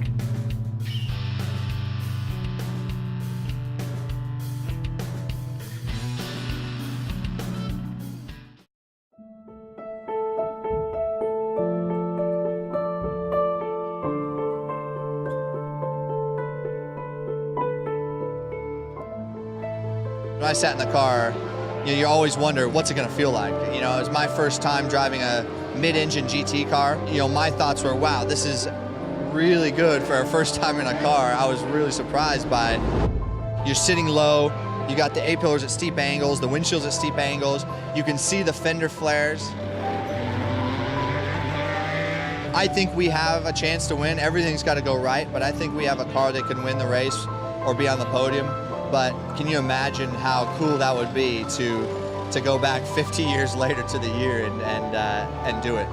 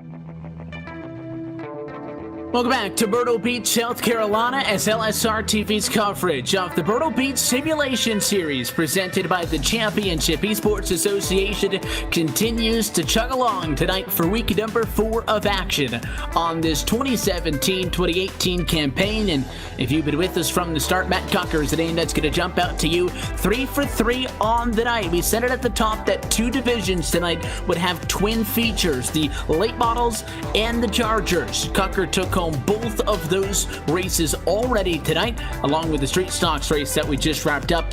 Now he goes to double them up. The Charger's going to be back on track, just as we saw earlier, Coop, for 25 laps. Immediately following this, the Blue Ridge Napa Late Models division will once again have a 40-lap feature to close down the night. We have not seen somebody sweep a night of action, albeit it's only week number 4. But quite honestly, I didn't think this is something that we'd be even anywhere close to seeing. And Matt Cocker's 2 races away from doing it, and it's in 2 cars that he looked fantastic in earlier. Oh, I totally agree. He's on a very good bid of getting that done. I think this race in particular is going to probably be his best chance of getting another win between this one and the next one, just because of the fact that he's got a couple more, a lot more drivers to compete against. But I know you got a lot of drivers in here who are really hungry to get a win, and he sets the bar, and they've got to meet that expectation if they're going to try and topple that. And it's hard not to talk about when they do such a good job at this track. Speaking about Vinci Racing and Six Man, but you got to, if you're a driver who's not a part of those guys, you've got to get up there and start racing with them. We're seeing that lately, and that's what this simulation series has done. It's brought a lot of those guys who don't typically get to run up there, figure out the track a lot better over the weeks, don't have as much time to practice. They're up there and fighting against them, which I think is really cool. And the big thing to note in this is this race is substantially shorter than the next one that's going to be up, Chris. 25 laps compared to 45 laps. Yes, Cocker has never lost one of these races, but he's never had to deal with an invert kicking it back to P10 based on winning the race earlier. The top 10 get flipped around, so your 10th place finisher is going to be on pole. He's going to be way back in P10. That's quite the hefty amount of cars to have to get around in such a little amount of time. You're absolutely correct, and you took the words right out of my mouth, Evan. He's got to do a lot of work. We thought last race in the street stocks was a tall order for him to get by all these people. We'll now put him back in the 10th place position, and not to mention the person that he's been battling with this entire night, that 89 of Jeremy Adams, is going to start in front of him this time. So we'll have to see if that's going to play a factor at all. So there's a lot of, underlying factors that could play into spoiling his great sweep here tonight. And they're going to be right with each other back on row 5. Let's take a look top to bottom at your LSRTV starting grid for this second and final Chargers division feature on the night. Richard Reagan Jr. 10th earlier tonight. We'll start from pole with David Killow alongside in second. Kyle Everalt will roll from third position with David Rogers in fourth and Jonathan Lawrence rounding out your top 5. Tanner Cook starts 6th. Rafe Slate, he'll start 7th in the 8th position. Paul Pepper, that's where we'll start. Jeremy Adams will start 9th. And the invert will put Matt Cucker in 10th position. Robbie Bunden, Chris Patton, and then Jacob Porter will be 11th, 12th, and 13th to round out the 13-car field tonight under the lights. Look top to bottom at your LSRTV starting grid. 2x2 we go. And I think that if there's any problems early, could be bad news, obviously, for both Cucker and Adams being back in the pack. That's where typically all of that calamity takes place. Yeah, because there's not many places to go. I mentioned how this track is very wide, but you scatter a few cars across that, and we've seen it with that 47 of Kyle Everalt. You just got nowhere left to go. Speaking of that 47, he's going to be starting the best he has all night in that 3rd place position, so let's see if Kyle Everalt can turn his luck around here tonight as well.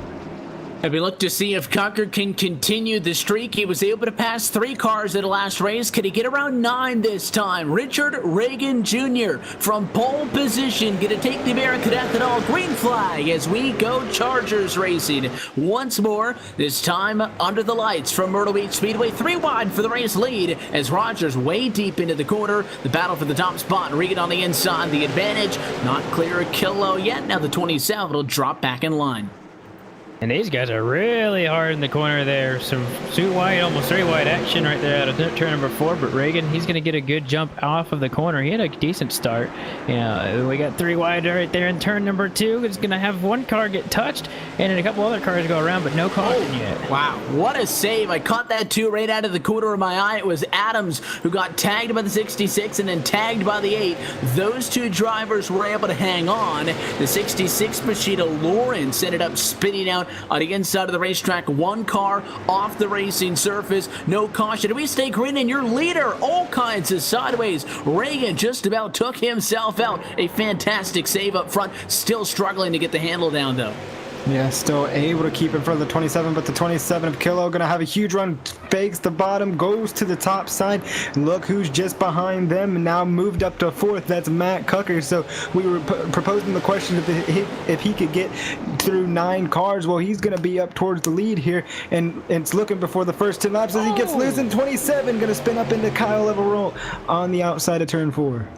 Caution flag will fly as Killow ends up in the outside retaining wall in this one, and we could see that 40 was pulling away, but ever since he made those couple of mistakes, it was all the 27, and maybe he wanted it a little bit too much, just dug too hard off of turn 4, and I think Chris had said it right at the top of this race no more than 3 minutes ago, Coop, that Kyle Everalt is somebody who has not had a very good night. 47 once again, right in the line of fire. I don't even think it's just tonight. I mean, he's been in a lot of... I can feel for him. I feel very similarly than for him that I do in the Monday night series for RSR. It's sometimes just how it plays out, but sometimes in your wrong place, the wrong time frequently, and he's had that tonight and a couple other nights, if I'm not mistaken. So I definitely can relate to the 47 personally, but he's still out there, and I would be too, just knowing that the car looks pretty damaged. But you know how these short tracks go. You can drive it till it's basically broken. And in comparison to Everalt, Chris, who's been having all the bad luck tonight, Matt Cucker, who's on a roll, you would think would be the driver due up for some bad luck of any kind, but not the case because of the fact that he and Adams were starting side by side, as we noted at back on row number 5 for this thing. But Adams was involved in that little bit of a skirmish back in turn 2 on the opening laps of this thing, so he's got damage, and because of that, Adams, despite starting in front of Cucker, is behind him on the racetrack. and the 69 machine's been able to work his way up to third without even having to use up 10 laps of this race, and it will be a tall order, I think, for Reagan and Pepper to hold him off. He is right there already. Yeah, and he's done something that he's not really like to do too much, and you can see him on the bottom right now, and that is use that bottom line. He has moved people out of the way, and he's been moving his way up through the inside, so maybe a change in pace here for that 69 machine. And I think he might like the bottom better from the second row because he's behind the control car and he can do that. Get off and away and follow the 40 as we go back green flag racing. Reagan going to be able to maintain control of the race lead, but here comes Matt Cucker easily by the 29 of Paul Pepper for second and third, and down the back straight, but now setting his sights on the top of the scoring pylon. And look at the 69 trying the outside. It almost worked out there for Matt Cucker. We've seen him do that before, trying and passing these guys on the outside. He may be able to get it here in turn number 2 if he crosses him over, but look at the 29, and they're going to go around behind him. 03 got sideways. Rogers going to get tagged. Caution flag will fly as he collected Jeremy Adams, second time tonight. The Brady Dodd machine has been involved in an accident, and I was watching the battle for a second, no doubt, and I think Reagan's going to be okay with the yellow because he'll maintain the race lead, but that 03 machine was having issues keeping it down on the bottom of the racetrack for a couple of turns in a row, and it just got sideways, and it looked like he was just going to spin to the inside, and everything was going to be okay, but Chrissy deadlocked it to the right, and unfortunately for Jeremy Adams, just got clipped. He got up into the 8, got down into the inside wall, and for what would have been a 3-foot difference, if he was 3 feet further down the track, he would have been okay. That car that already had damage now is beat up even more, and he'll drop to the back of the pack after being involved in a second incident. And that's what happens when you put too much wheel into these cars, especially at a short track like this. He knew he was not going to be able to hold the car down, so he had the wheel completely turned to the left. And just when you get back onto the car, there's too much wheel loaded into the car, and you're going to go right around every single time. Very unfortunate for the 89, though, who has basically, been involved in 2 accidents that wasn't his fault. So he's catching some of that bad luck here tonight as well. But Matt Cucker, I'm going to say, call it right now before the cone car goes around, he's going to choose that outside and try to get the jump on the 40. And I would think the 40 is going to take the bottom. That's where he's been. And if he does, the 69 will obviously take the top, and he is going to go back to the outside of the racetrack. So now he's back in his comfortable territory, a place that he's very familiar with. The restart is due up with 12 laps to go. Coop just basically only now approaching the halfway point in the 25-lap main event. He's already right there with Reagan, and I can't help but to think the question of if he's going to be able to get around him has to be just a matter of time. Yeah, we've seen just how extremely good he is with these cars, and I think Richard Regan can maybe whenever they do battle, he can definitely see how he drives these things as they're going to go green on lap 13 here. We'll see if we can get a green flag stretch out to the end of this thing, or is this one of a couple late race starts due up? Green flag flies, and the drivers get the right foot back down, and we get up to the gears. The 69 Cucker, not the best restart, but what a run through 1 and 2 on the outside of the racetrack. Right there now, nose for nose with Reagan in a battle for the race lead to turns 3 and 4. Just impressive. Yeah, an impressive move on the outside line. Pepper trying to follow suit, but just could not. Caution out once again, but Cucker gets the lead. Got a couple of spinners at a turn 4. Tanner Cook, the number 96 machine, involved in this one. Looks like he may have been an innocent victim after Robbie Bunden spun out going into turn number 3. Maybe the Marlboro machine appears to have gotten loose by himself and collected a couple of other cars when they checked up to avoid him. But this caution going to do no favors to Reagan. And Cucker was, again, as I said, Coop, not the greatest restart. I actually saw Pepper looking to his inside, thinking of maybe if he was able to challenge him for a second, that could have given Reagan a couple of tenths to his benefit. But it was just fantastic on the outside of the racetrack, both at 1 and 2 and 3 and 4 by the 69. Yeah, and you got to think that's with as many cautions as we've had, Cucker was really able to kind of navigate on that initial start and get to the front. Now he's there. It's kind of a matter of who's going to be able to get up to him. We've seen that the 40 has been just slightly off pace, and then I think Paul Pepper, he's been pretty quick as well. I don't know if he's been as fast as Cucker has been looking at the laps, Right now, actually, looks like he was pretty similar at the beginning. He actually has a faster time than him. He has the fastest lap on the circuit. But in terms of consistency, it does appear that Cucker, of course, has been very quick in comparison, and a comparison to all the other drivers. And then I think you've got, I think Jeremy Adams just was involved in that wreck, heavy damage, and that might affect the performance of that car. And if you're outside of the top 3, you probably have damage. I think that's just the way it's gone this Charger race under the lights. And anybody outside the top 3 is going to have a pretty difficult task, as the 29 of Paul Pepper actually goes to the outside here. So Cucker going to get set to go read once again. It's specifically in these Chargers he's fast, because he's only seen them twice so far this year. He's took a checkered flag at both. And he admitted, though, earlier tonight, there's a little bit of a difference in these cars from the daytime to the nighttime. But I think all that being considered, even though you've seen what he's got already tonight, I think the only hope that these drivers had was to keep him in traffic with that top 10 invert. And I just don't see it happening from the front row, but we'll see if the 40 or somebody else can pull it out of the hat. 17 laps complete inside of 10 laps to go, and Cucker rockets off on the outside, nice and clear to turn 1. Yeah, and he doesn't have that much time to go to hold these drivers off, and I don't think he's going to have too much of a task to do, so no order is too tall for this 69 machine of Matt Cucker. He can find his way to the front no matter what, and I don't think he really went into this race as he gets a little bit sideways off of turn 4. Got to keep that car under where he's going to mess up really bad, but I don't think he came into this night looking for the sweep, but now that it's there, he really wants it, and he'll do whatever it takes to keep that top spot. There's a lot of contact behind him for a second. I don't think that he needs to be worried about losing the car. You got to watch the 29 and the 40. Reagan was really leaning up on Pepper, who was able to complete the pass at the outside of the racetrack, and somebody else who had to deal with the invert third place finish earlier tonight started in 8th position for this one, now up to P2. Reagan's not just going to roll over and give it to him, but there he goes. The 40 spinning up in front of traffic, and Kyle Leveralt with nowhere to go. That is, it's like a cruel joke. It's like the 4th time this race, I think, actually, just this race in particular, that he's had front end damage, and I think the car finally decided it was done. I think Kyle himself will probably think it's done for this race, and he'll come back in the next race. But you've got to feel for the 47 and anybody else who's been in a similar situation. Like I said, it's like me in the Monday series, and they're gonna make it go real quick though, this caution. So sadly, we can't dwell on the 47.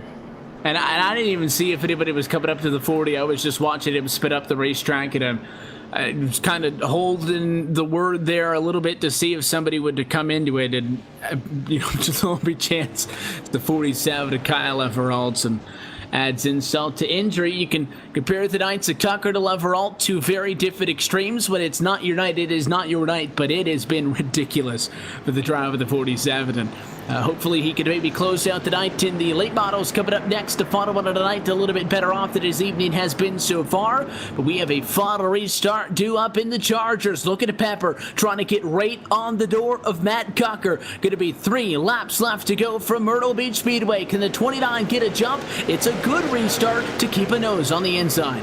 Trying everything he can to get that jump, wanting to play spoiler. He's going to be there on the inside, going to run Cucker just a little bit wide, but he's going to be able to get that run off the corner. Pepper tried everything he could to get anything he could on the 69 machine. Meanwhile, just behind them, the battle for third place position between Bundon and Slate. Slate going to get a tiny bit sideways, almost coming up, still chasing the car up into the track, almost got into Robbie Bundon, able to keep it under control as they still battle for the third place position. It's a slip and slide back in the battle for third. There goes Bundon, spinning in turns 1 and 2.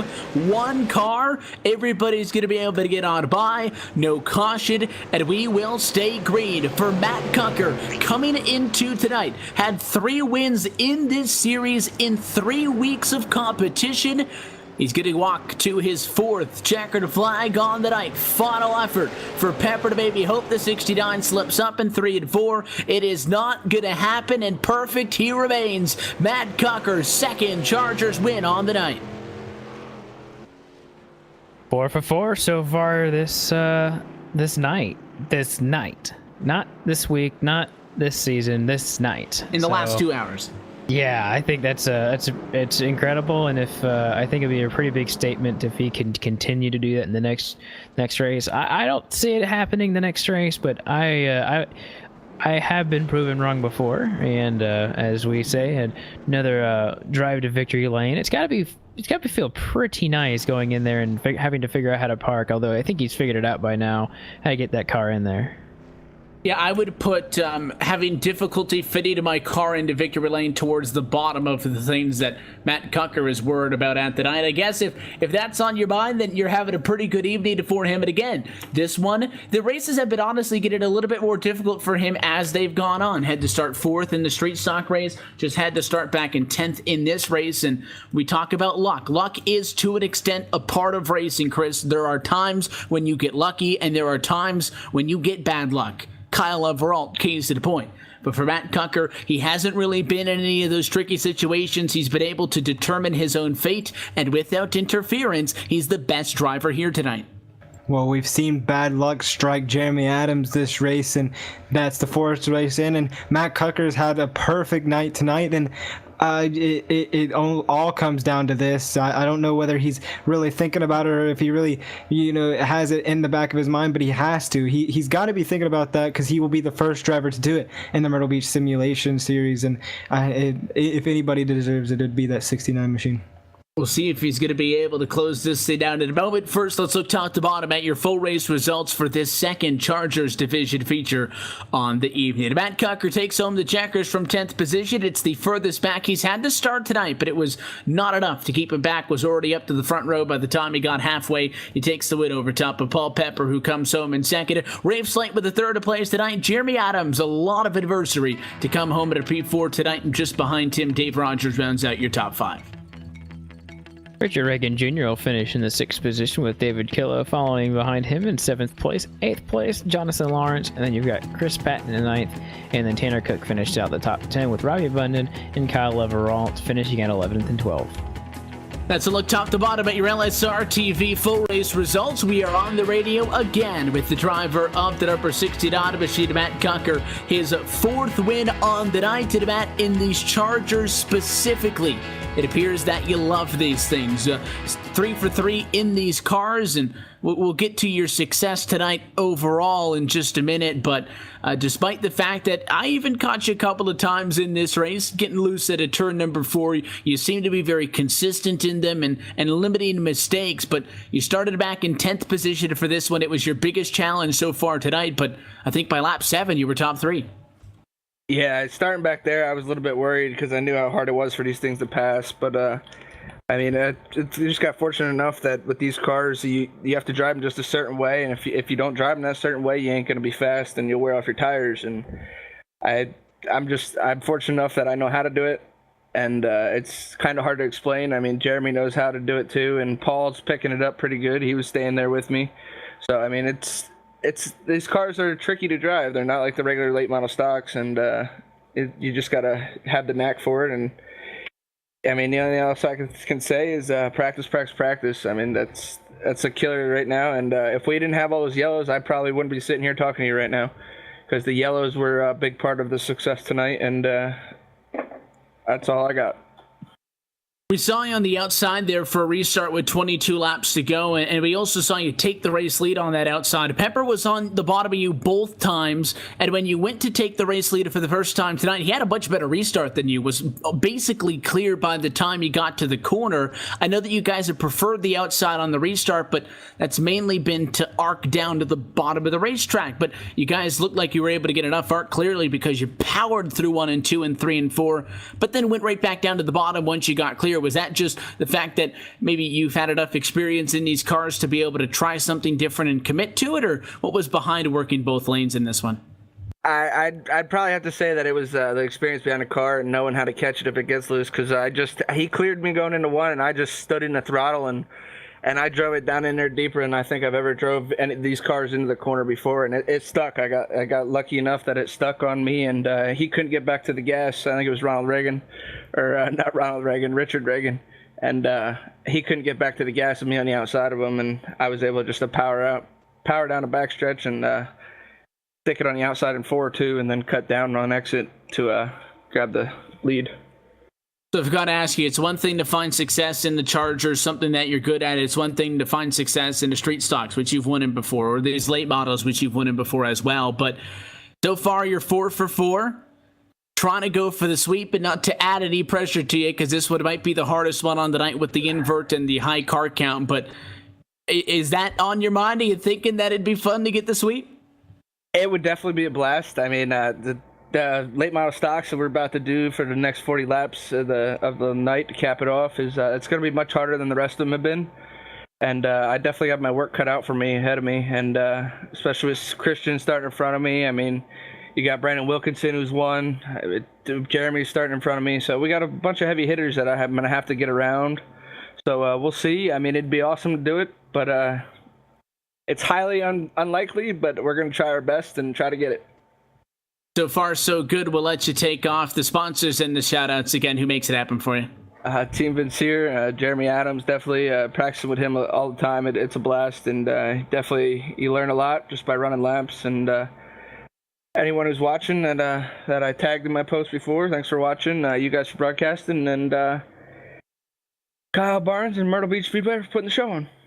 I don't want to be the bearer of bad news, but I'm sure you could infer this. Everybody that you're going to be racing against in this next race does not want you to win. So best of luck in that one. Congratulations on what you guys have been able to do so far, Matt. And maybe we'll be chatting once more in just a little bit. I hope so, but we're going to see. And I know nobody wants me to win, but that's what happens. And we'll see what happens. Thanks.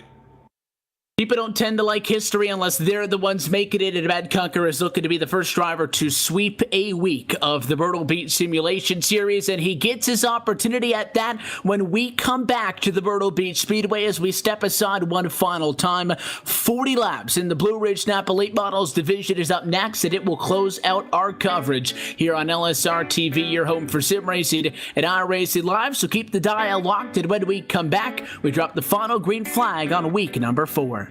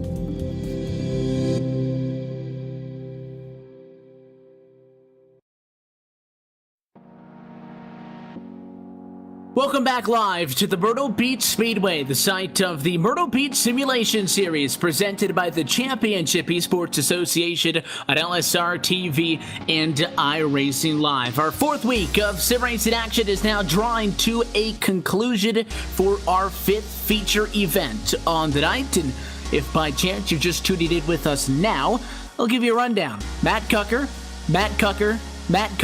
and Matt Cocker. Those are the results so far tonight through 2 Chargers Division features, as well as a straight stocks main event, and these cars that kicked off the night underneath a sunset daytime conditions. Matt Cocker won as well. So he is going to try to attempt and complete something that we have never seen before, and still what is, to be fair, a relatively young championship. But Coop, 5 wins in 5 starts, and again, to compare, he had 3 wins in 3 weeks before tonight.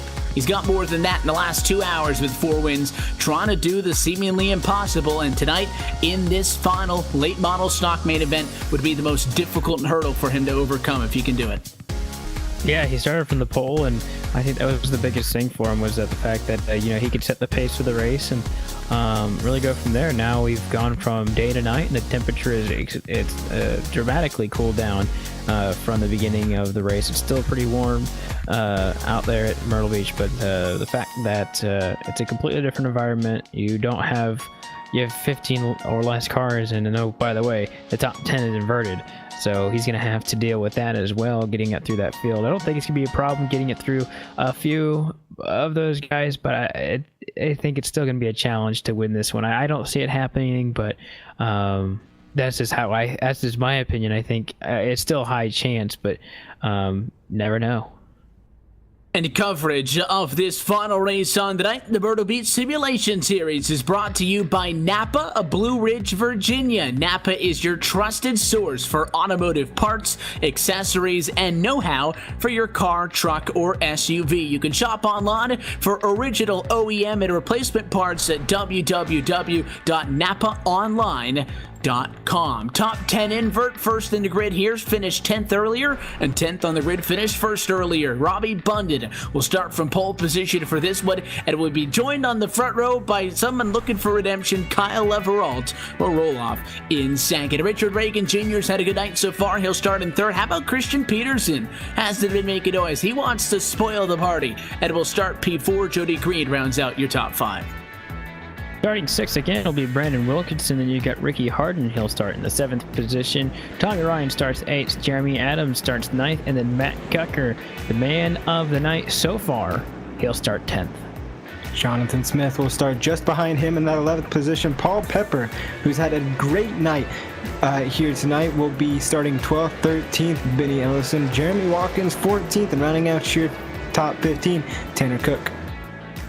Continue through 16th position tonight for Landon Williams. Shad Curran will start 17th. Randy Oakham will start 18th with David Rogers and Jonathan Lawrence through 20th. Chris Patton, Jonathan Repack, 21st, 22nd, and then you've got Roy Blum and Gabriel Wood. He finally showed up today. They'll start 23rd and 24th respectively in row 14, or in row 12 actually, my bad. All the way at the back, it is the biggest field that we have seen tonight, and it is also the longest race on the evening. The pace car is down, 40 laps left to go on tonight's action for the Myrtle Beach Speedway. Keep an eye, obviously, on the row number 5 at Matt Cocker. But here comes Robbie Bundon looking for the green flag once more with Kyle Everalt on his outside. American Ethanol green flag, and we are late model racing presented by Napa Auto Parts.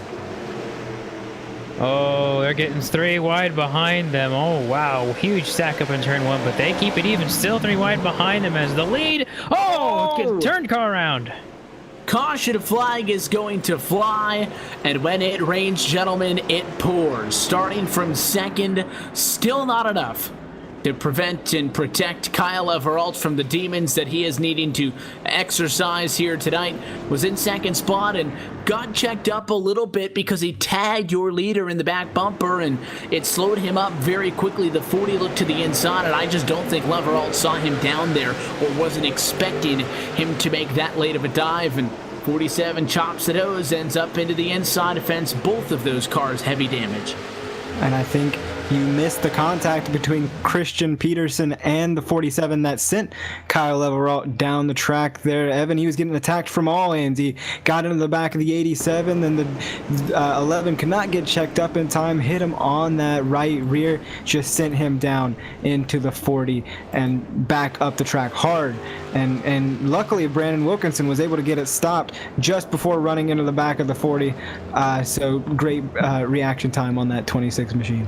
And you could see that little bit of a tap when we got that really high shot, the contact at right rear, which may have assisted the 47 in moving down the hill. And Kyle Everalt, the bad luck continues here tonight. He is just ready to go home, go to bed, and forget about week number 4, move on, as the next time the Myrtle Beach Simulation Series will be with us back in a couple of weeks' time. And that's because the Cars Esports Tour will be back with us in 1 week's time from tonight. The Championship Esports Association on Wednesday nights continues at LSRTV and iRacing Live. And that race in particular is going to be an exciting one because it is the Fall Brawl. You'll be able to find out more information about that through our social media channels on Twitter at LSRTV and on Facebook at facebook.com/LSRTV official as the week goes on. But if you are maybe just tuning in with us for the first time, or maybe only tuning in for the Myrtle Beach Simulation Series on a regular basis, I highly encourage you to join us from as we go to late as well into that Cars Esports Tour next week right here, same time and same place on iRacing Live. But this race, again, longest one on the night, 40 laps in distance. Really didn't feel, though, Chris, in all honesty, that long. 40 laps in the grand scheme of things isn't a marathon by any stretch of the imagination. It's longer than 25 and 30 laps, which is what the other division races were tonight. But these late models hustle around the racetrack. Don't let that confuse you to thinking that this is a race that has a lot of time in it. Yeah, and I want to make a point that this was the race that ran out of time. Now this race has been extended 5 minutes, so we should not have that time limit come into effect. But these cars can go around this track, and this race can happen pretty fast, but it can also go by pretty slow. As the cone car out on the front straightaway, Bunden and Peterson will line up low and high with Green, Harden, and Ryan rounding out your top 5. And interesting, the first couple of rows, the lead car, I guess, in that side-by-side pairing per row, choosing the bottom, started about 7th, though, drivers actually with the preference taking the outside of the racetrack. But the guys up front want to be glued down to the white line on the inside of the racetrack. We'll see if that's the right call. Just set up that Matt Cucker started in 10th. He's been able to work his way up to 7th position thus far. But a race start due up. We'll see if Robbie Bunden can get off and get going, and he is able to.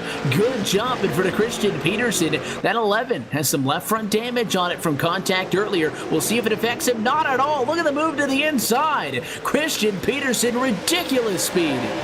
Yeah, he's on the inside, and he's going to clear the 87 with ease there, Evan, as they're going 3 wide almost. That's Adams up the middle, and I think Cucker is going to follow him. Jody Green, Robbie Bunden, and Jeremy Adams 3 wide. Bunden dropping like a rock. 3 wide is not a spot I want to be in. If I am Matt Cucker trying to complete a pass on the 6 on the outside, does he slide down in front of Ryan to get to the bottom? He can't. Right now he's boxed in, stuck behind the 89 machine of Adams. Wanted to go low there, but wasn't able to, and he's going to get tagged. What a save as Cucker hangs on and keeps the foot in it. Wow, these guys are absolutely going nuts on this restart. They were 3 wide. They didn't pull their punches on this one. They got 41 on the wall, but yeah, these guys are going absolutely bonkers here, and they're getting still really, really close to each other. Those guys right there in the corner, and for third on back, I mean, it's just crazy. I mean, these guys are still side by side here on turn number 4. Peterson's your race leader out in front, but we're looking at the side-by-side between Adams and Jody Green, 3rd and 4th. And then as well, Cucker and Ryan for 5th and 6th position. If I'm that 69, though, the 6 is making me nervous. Ryan has pushed up a couple of times in the turn, and I think that Cucker may be a little bit quicker. He needs that little bit extra to clear him. I think he got him that time. Cucker to P5. Now he'll have the option to go right down to the inside of Jody Green and continue the charge to the front. Not a lot of room, though, right on each other. Yeah, and he was making some contact and still really close as they go down off into turn 3. Cucker trying to use that inside line, and it's going to work. He's going to clear the 13 with ease. Now he's got to get his sights set on somebody he's been running with all night, Evan, in every series. That's the 89 of Jeremy Adams. He's got a lot of work to do, though, to get by Jeremy Adams and get up to Christian Peterson, who's already put 4 tenths on Ricky Harden in that second place position. And as Cucker catches up to Adams, again, those are team cars, so there's not as much hostility as you would imagine off at the top of your head between somebody who's had to get a second and a second and a second to a guy all night long. I know that Adams wants to get in front of Cucker, but you can tell, Coop, the 69 has given it a lot in this race. Scraped the fence at time, but at turn 2 seems a little bit more on the ragged edge in this one, knowing that he cannot sit around and wait to catch up to the front of the field. Right now, 1.1 seconds off in P4. Also got to note that Ricky Harden is doing a really good job of keeping up pace with Christian Peterson right here. He started 7th, got himself up the 2nd, and he really hasn't looked back. And just as soon as I say that, looked like Jeremy Adams has had a small little bit of a hesitation on turn number 3 and 4, and got that number 69 up to his bumper. They are starting to get closer to your leaders, and up at the front of the field, they are both faster, I think, to those guys up front. And looks like a stopped car on the field right there in turns 3 and 4. So far, we're going to stay green. It might have been Wilkinson, or Wilkinson's letting everybody know about that car. It's not the 26. He's on the racetrack at 8th position, but there was some radio chatter about that. Looking like there's a battle actually with Wilkinson side by side with Jonathan Smith. It's for 7th position. Wilkinson has the preferred lane down on the inside of the racetrack as they continue to go side by side. That parked car is still stuck up there on the outside of the racetrack. Yeah, it looks like it just got pulled there, so don't know what's going on, and hopefully everything's going all right on that camp. But up front, Christian Peterson still holding him off, and I do believe Ricky Harden might be having an issue there, but we have a caution. Caution flag is out, and looks like it's Jeremy Watkins. The 90 machine is backwards and up against the inside fence, not moving at the moment. He was in a battle for 12th position at the time, and just lost it. Maybe thought originally that he got a tap into the corner, got him out of shape, but was running in 12th and just drove it into the corner too hard, Chris, and that car just never gave him a chance to save it, and he was up against the inside fence because he quickly pulled it back down after that car had slid up in front of traffic and he didn't want to get tagged. Yeah, he was finally able to get it back going, but very, very unfortunate for that 90 of Jeremy Watkins, who will now be all the way back in 18th place. So it just goes to show how devastating a little tiny accident like that can be, because you're riding up just outside of the top 10 and then you're 18th, 1 lap down. But this is the saving grace that 69 of Matt Cucker needed, because now he gets to hit the reset button on the whole race and have a fresh start at trying to get up there to the 11 of Christian Peterson and maybe completing the sweep here tonight at Myrtle Beach. And earlier in this race, he was complaining about the caution, said that the yellows were not what we needed to see. And now, just as it was in the race prior to this one, as he said when we chatted with him, this yellow probably going to be very beneficial to him, because he's going to be able to get right up to either the back bumper of Harden or Peterson, depending on which lane he wants to choose, having made his way up to 4th position on the racetrack. But Christian Peterson, despite the fact that he wasn't able to really do much in the opening race of this thing and was able to start 4th in this second late model main event, he's your leader in the Blue Ridge Napa Auto Parts late model stock point standings. Came into tonight 16 points ahead of Wilkinson, who appears to be Mr. Consistency in this series, knocking off the top 5 to the top 10s and so on and so forth. But 32 points ahead of Matt Cucker. You wouldn't think that he's almost a race in front just based on what we've seen out of those 2 cars tonight, but that's just to say, don't count this 11 machine out. This is not wide open for Cucker. He's there, he's got a shot at it, but he is still far from running away. He is, and he's got an obstacle in front of him in Ricky Harden, who's done a phenomenal job this race, as Coop has mentioned, as keeping up with the 11. So maybe this turns into a 4-car battle, because you can't even count Jeremy Adams out of this one yet. Adams is right there. He'll be on the inside of row number 2. It'll put Cucker up on the outside. Here we go. 22 laps completed, 18 to go as we go back underway. Cucker trying to get around Ricky Harden, but cannot do it. His options are limited on the outside.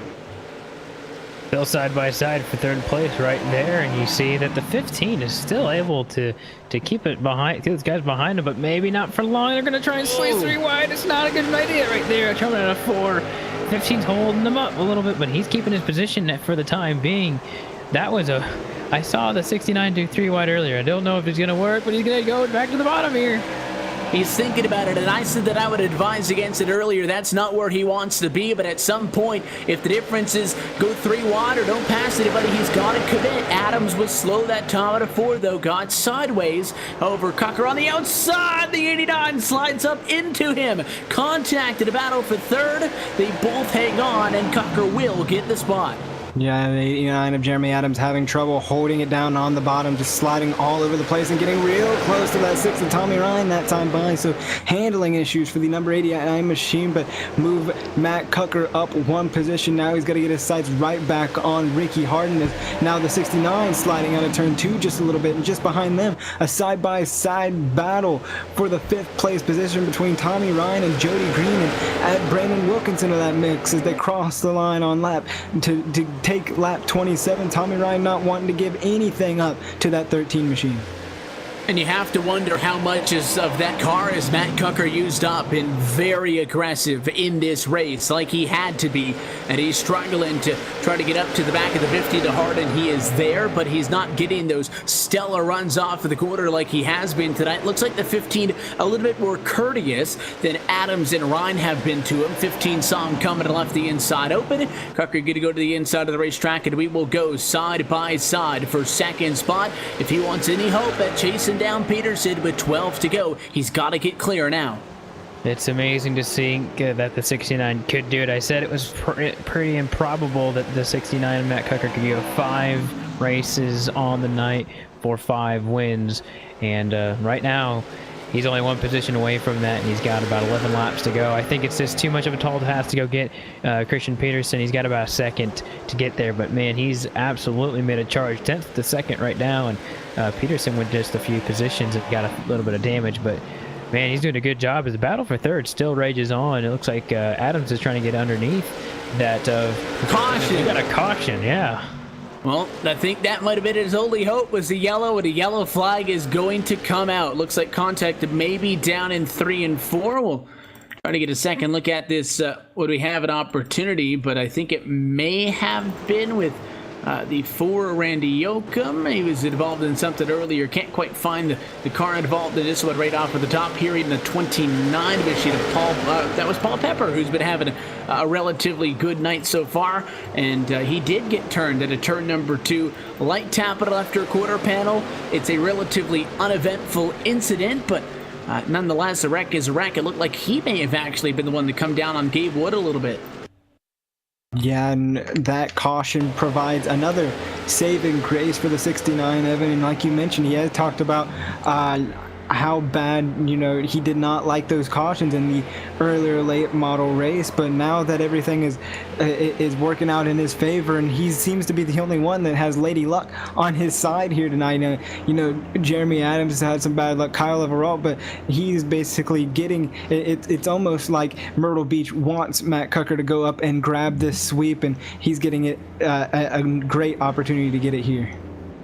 Yeah, there was at least 4 times in this race where he got hit on the door. He has had to get those elbows up and work his way through this race. He's had guys leaning on him. He's gotten sideways, and he has not faltered yet. So he has given it 110%. Any of those pieces of contact, though, could have taken him out of this race. But sometimes if the racing gods are on your side, it would be a crime to not take advantage of it. And Matt Cucker, I think, has driven this race particularly harder than any other so far tonight. And as they come to the start-finish, Peterson wants the bottom. It'll put Cucker on the outside for a restart with only 6 laps to go. And it was interesting to me because I could see Peterson shading the top side there, Evan. These two up here on the front row race side by side with each other so many times before they know each other. And I almost expected Peterson to take the outside away from Cucker. But Peterson takes the inside line, so Cucker will have his preferred line as we get ready to start this one.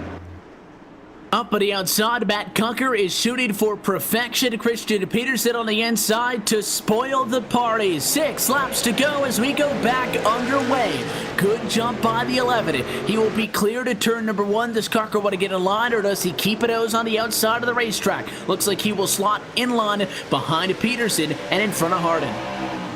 Really close between these guys right now at the top spot. Still side by side for the 3rd position. You've got Adams on the outside trying to get around that 15. 15's been just a slight bit slower, but he's been doing a heck of a job tonight fighting against these guys that have been fast week in and week out. Ricky Harden doing a great job. Battle up front. Oh, they get contact out of turn number 3. He's going to door slam him, and he's going to go right in front of traffic. Harden up in front, caution flag is out. The 03 going to get a piece of this one, and we will set up one more time for a late race restart. Adams was still winning that battle for 3rd, so he'll be able to maintain that positioning, but in the battle for the race lead, Christian Peterson is going to be able to maintain the top spot in this thing. Kucker was right there on the bumper, Chris, but he couldn't get to him.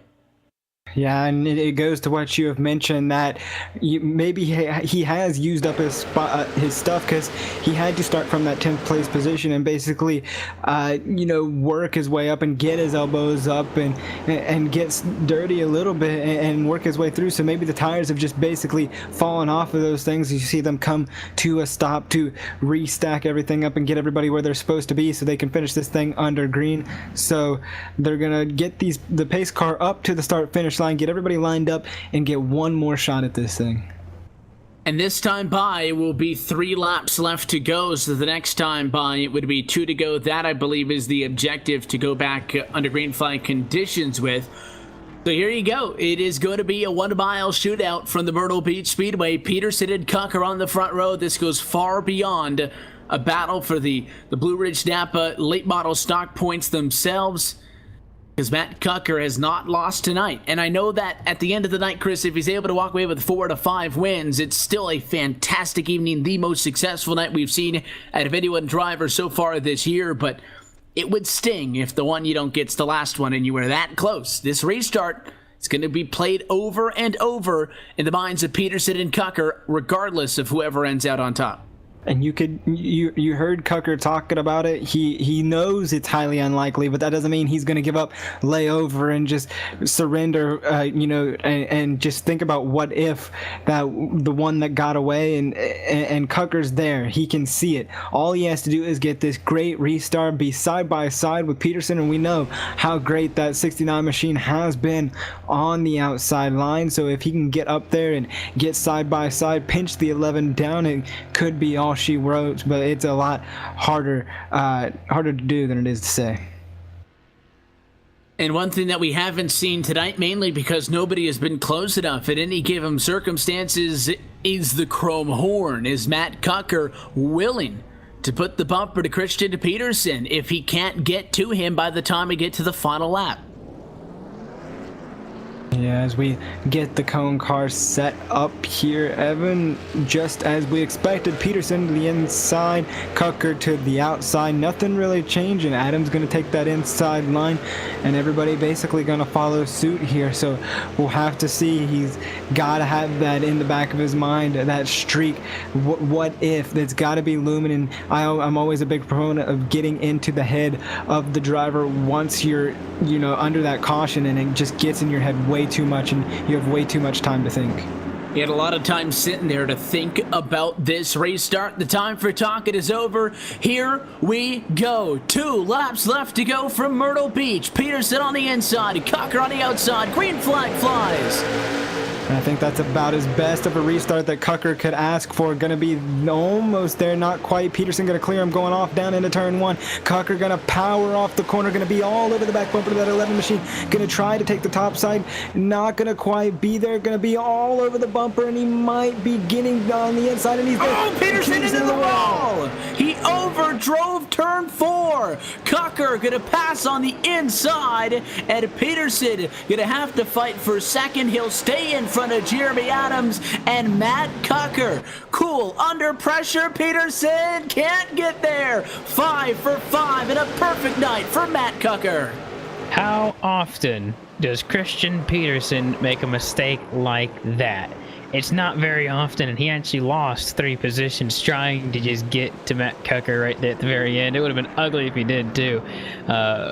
Wow, incredible. He tried everything to get back, and Cucker, right place, right time, I'd say, and I think just forced the issue enough to make him make that mistake. Well, and we talked about getting inside somebody's head and overthinking it. You would have to think that the pressure in this scenario would have been on Cucker, but Chris, Peterson saw that Cucker had to run down the back straightaway. He altered his line, went to the inside of the racetrack to protect. That meant that he didn't have the arc into the corner and just overdrove it. Cucker didn't push him out of the turn or nothing. The 11 was forced into a mistake, and Cucker stayed cool, and Cucker could have easily been taken out when that 11 bounced off of the wall, but again, barely getting on by. They might have even made contact coming off of turn number 4, but the 69, after all of that, he did it. He did, and I can't believe I was on the edge of my seat going into that corner, Evan, and it was the last thing I expect for Peterson to make a mistake and overdrive the corner. But you're exactly right, because he had blocked the outside line. He was right up next to the wall because he knows how fast Cucker is, and then he went down the inside line to be defensive because Cucker was going to try to take that inside line, got too hard into the corner, tried to get back in the gas, and the car was tight right up into the wall. Cucker is lucky that he didn't get taken out with him.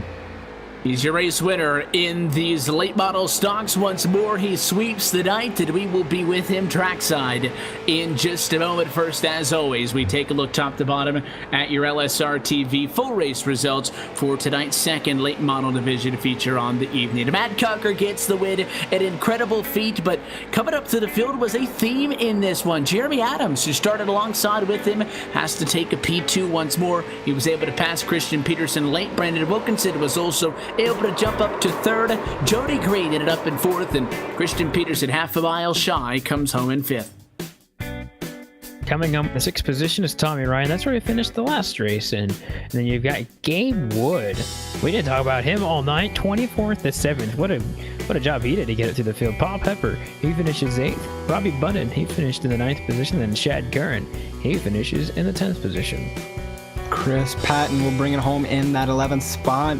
Landon Williams going to be 12th. 13th goes to that 90 of Jeremy Watkins. 14th, David Rogers.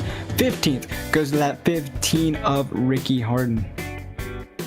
16th position in this one, and final driver on the lead lap is Jonathan Lawrence. I think Benny Ellison was still in this thing, but he ends up 4 laps down in 17th. Everybody else will get a DNF. That includes 18th position Rory Blum, Jonathan Smith, the 19th, and Tanner Cook, P20. Finishing out the last few positions will be, looks like Richard Reagan Jr. finished the 21st, and Kyle Everalt, Randy Oakham, and Jonathan Repack finishing 21st, 23rd, 22nd, 23rd, and 24th, respectively. That's the results after 40 laps of late model stock main event racing tonight from the Myrtle Beach Speedway. But Matt Cucker, we've talked to him, seems like all night long, and we're going to get an opportunity to pull the 69 up on the radio just one final time. He has been perfect tonight, and the question was, could he do it one final time? The most difficult race, and it looked like it wasn't going to happen. 2 laps to go in this thing. They are side by side, and Matt Cucker ends up on top. We're trackside once more. Matt, congratulations on this win. Congratulations on sweeping the night in the Myrtle Beach Simulation Series. I'll tell you what, it didn't look like it was going to happen for you there. 10 laps to go. You get a yellow. You get another opportunity to go after him. That doesn't work. And a late race restart with 2 laps to go. Talk us through that all the way through the point where that 11 ended up in a fence. Yeah, I mean, 10 laps to go, we got the yellow, and I got the outside. I mean, the outside was the place to be all night. And CP was just walking away. He had it in the bag, and then we got the yellow with I think it was like 3 laps to go there or something. And I knew this was my last shot, and I didn't time the restart right. And he got out front. He was clearing me in 1 and 2, and then going down to 3 and 4, I just backed up a little bit, and then I hit the gas to get up closer to him, and then he just got in the gas and he overdrove it and hit that wall. And I was like, "Did I hit you?" He's like, "No, I just choked." And I'm like, "Oh, come on, that was your race." But that little overdrive he had, and that was unfortunately I was able to capitalize on it, and I don't know where he finished, but that should have been his race from the beginning because he was just out front saving his tires.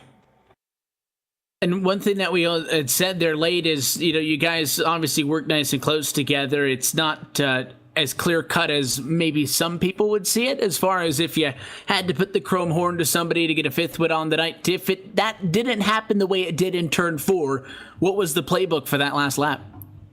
I didn't want to wreck him. I mean, he wouldn't wreck me, and I was hoping he would do something like that where he would overdrive and maybe get loose so I could get to the outside of him. I preferably would have went to the outside, but he went up and slid up into that wall, and I think it just killed his car, so then I had to go to the bottom.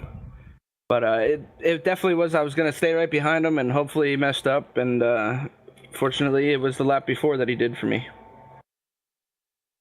You're sitting there, I think it was the red flag coming to 3 laps to go to get set to get this final restart. And one thing as well that we were kind of hypothesizing is, were you psyching yourself out? Because you do this thing on a regular basis. You guys know how to drive at a short track, so that's no question. Did you feel any extra pressure in this race? And as the night went on, really getting the first win and saying, hey, let's see if I can do 2. And then you get 2 and you get 3. How much was that on your mind? And did that just kind of evaporate once the racing started? How kind of self-aware were you and maybe putting additional pressure on yourself?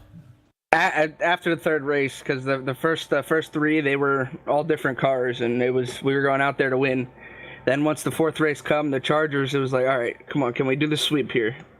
And then when I found out that was a 10-car invert, and then I found out this one was 10-car invert, I knew the Chargers was going to be a little bit harder to get the win, but then that one came through. And then when I heard 10-car invert for this, it definitely was not looking like I was going to be anywhere near to get to the front, because last time we had a whole bunch of wrecks up front at the beginning, and this time it was fairly cleaner, and I definitely didn't think I was going to be able to get up here. And I mean, it sucks for CP. It definitely should have been his win, but it feels good to finally get it, and the pressure is off now. I mean, to be able to do the sweep, it's kind of a hard thing to do, but I'm glad I did it. There's no physical way that you could have a better night out at the racetrack. And getting these wins as well is going to help you in the championship standings and all of that for each respective series. So that's great news for you guys. But comparing this to the first 3 weeks of the series where you guys found success, you got 3 wins in 3 weeks, and then all of a sudden blowing the door wide open this week in particular, was it just the lineup of cars that we had tonight, or is there anything that you guys have been modifying as a team, I guess as a collective, but then as well you specifically picking up on and learning as this series has grown into 4 weeks old now to be able to do on the performance that we saw tonight? I mean, I think it's a majority of everything combined. The car and the track, it still drives pretty much the same as it did the first week that I raced, and it's still driving the same pretty much during the nighttime here. But during the day, it was a little bit different, and it wouldn't drive the same as what it does now at nighttime. So I knew what to expect at when the nighttime would come, but I definitely didn't think there was going to be as much grip because I was getting loose earlier on. I know Jeremy was right behind me. We were battling for a while, and I got super loose the one time. I'm like, oh, there goes my right rear. And I saw CP saving. I think it's definitely a collective of everything put together. I mean, on a weekly basis, we get on iRacing maybe 2-3 nights a week, and the other nights we're playing PUBG all together as a team. So it's a blast to be with these guys, and I wouldn't want to be on any other team besides Vincere. The team as a whole has definitely been able to find success in this still young series, but you tonight just put out a masterful performance. So I want to congratulate and tip a hat to you on that. One more opportunity for you, getting a look at that 60-down machine, the sponsors and the shout-outs. Who made a night like tonight possible? Just everybody on the team, everyone that was in TeamSpeak. It wouldn't be the same if I was sitting in TeamSpeak all by myself trying to race. It's just, you get bored, and with all of us in TeamSpeak, we're always talking about something, and then when we go green, we all stop and then come back yellow, and we can all communicate back and forth. It's a blast to be able to be in TeamSpeak with these guys, and I got to thank iAnalyzeRacing.com, Globalcom, Jeremy Adams for sure, CP for always being a good teammate, and I got to thank Napa for sponsoring Myrtle Beach Simulation Series. And you guys for broadcasting, and Kyle Barnes for putting the show on. Well, I want to say anytime somebody gets a win and you hop up here with us, we always thank you for taking the time. But we've really been a little bit of a thorn in your side tonight, making you come up every single time you get the win. So we appreciate that, Matt, as always. Congratulations again on the impressive feat. And now the gauntlet's been set. Your first driver to sweep it. We will see if somebody else can do the same, or maybe if you guys can do it again sometime down the road. Nonetheless, congratulations once more, and we look forward to the next time we catch you on track. Yes, thank you. I mean, it's a blast having it coming up here, and if I wasn't up here, I know I would have some work to do in order to get up here next time we race. So thank you guys for having me, and we'll see you next week. He went from a 3-time winner in this series to an 8-time winner in this series, Austin, in one night. Let the performance speak for itself. The first couple of races, okay. He starts from pole in the late model race to win. He starts from pole in the Chargers race to win. Okay, you can start from pole to win races. There's nothing extravagant about that. You have a good advantage, but you go into the street stocks, you got to work through traffic. Then you go into the Chargers, you got to do an invert, and then you have to deal with just the calamity of this race. You bounce it off guys going 3 wide, getting pushed, pushing people in front of him, all of that. And the cards and the stars aligned, if you will, tonight for Matt Cocker to do something we haven't seen yet. Yeah, and it's like I said earlier on, it's how often do you see Christian Peterson make mistakes? 4 was impressive as it was, but to get the win, I mean, he was going to drive it as hard as he could anyways. I think he would at least have had a really good fight with him. He might have got it, and if he didn't get the wall, it's neither here nor there. He put the pressure on him, forced him to make a mistake, and the pressure was off on him. And once he got by, clear sailing on that. And so I don't really have much else to say, Evan. I mean, like you said, it speaks for itself. And once, good job. Twice, wow, you can do it again. And then from there, it's just you're just hopping it on. And as he said, Chris, over the course of the night, he kind of started to become hyper-aware. Okay, can we do this? And typically, as a driver, you psych yourself out doing that, but he remained calm and cool. He even points in this race where he was getting desperate, you could tell, at least on 2 occasions, in a position where he could have forced it 3 wide with only, 12, 13 laps to go in this race and running in 4th. He could have got those spots. He needed those spots. But still, all things considered, took it easy, was still aggressive, mind you, but didn't put that car in a bad position. Yeah, Evan, it was, an interesting night to say the least. Matt Cocker did a great job coming up through the field in the last race. There was parts where we thought he used up all 4 tires trying to get up through the top 10, but then he put it all away in the final 5 laps, especially with Christian Peterson. I know I was talking about him psyching himself out, but he seemed pretty calm, and it was the 11 of Christian Peterson we should have been worried about psyching himself out coming out of turn 4.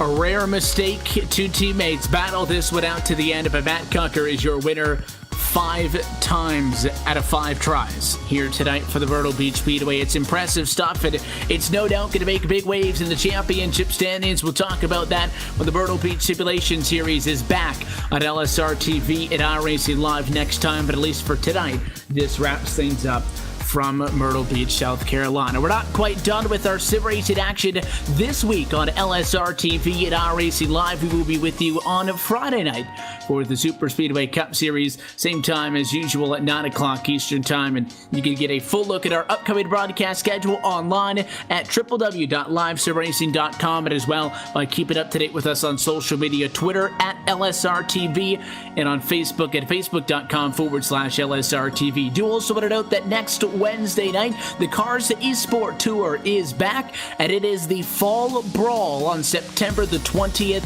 This is a event that if you want to get out on the track, you can get involved in. It is a super late model fixed main event at 150 laps in distance and a 100-lap late model stock tour event as well. We've got over $85 being handed out in the purse, and again, those races have no entry fees, so you can find out more information by finding the Championship Esports Association on both Facebook and Twitter, as well as logging on to their website at championshipesports.com.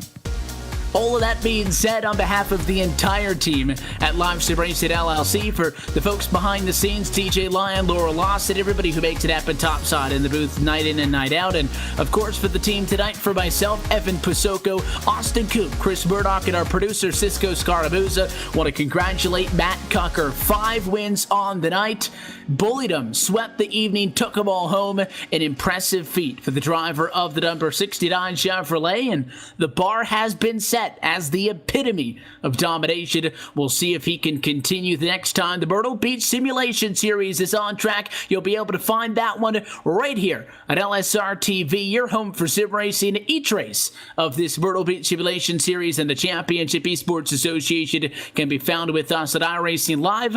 But until next time, good night.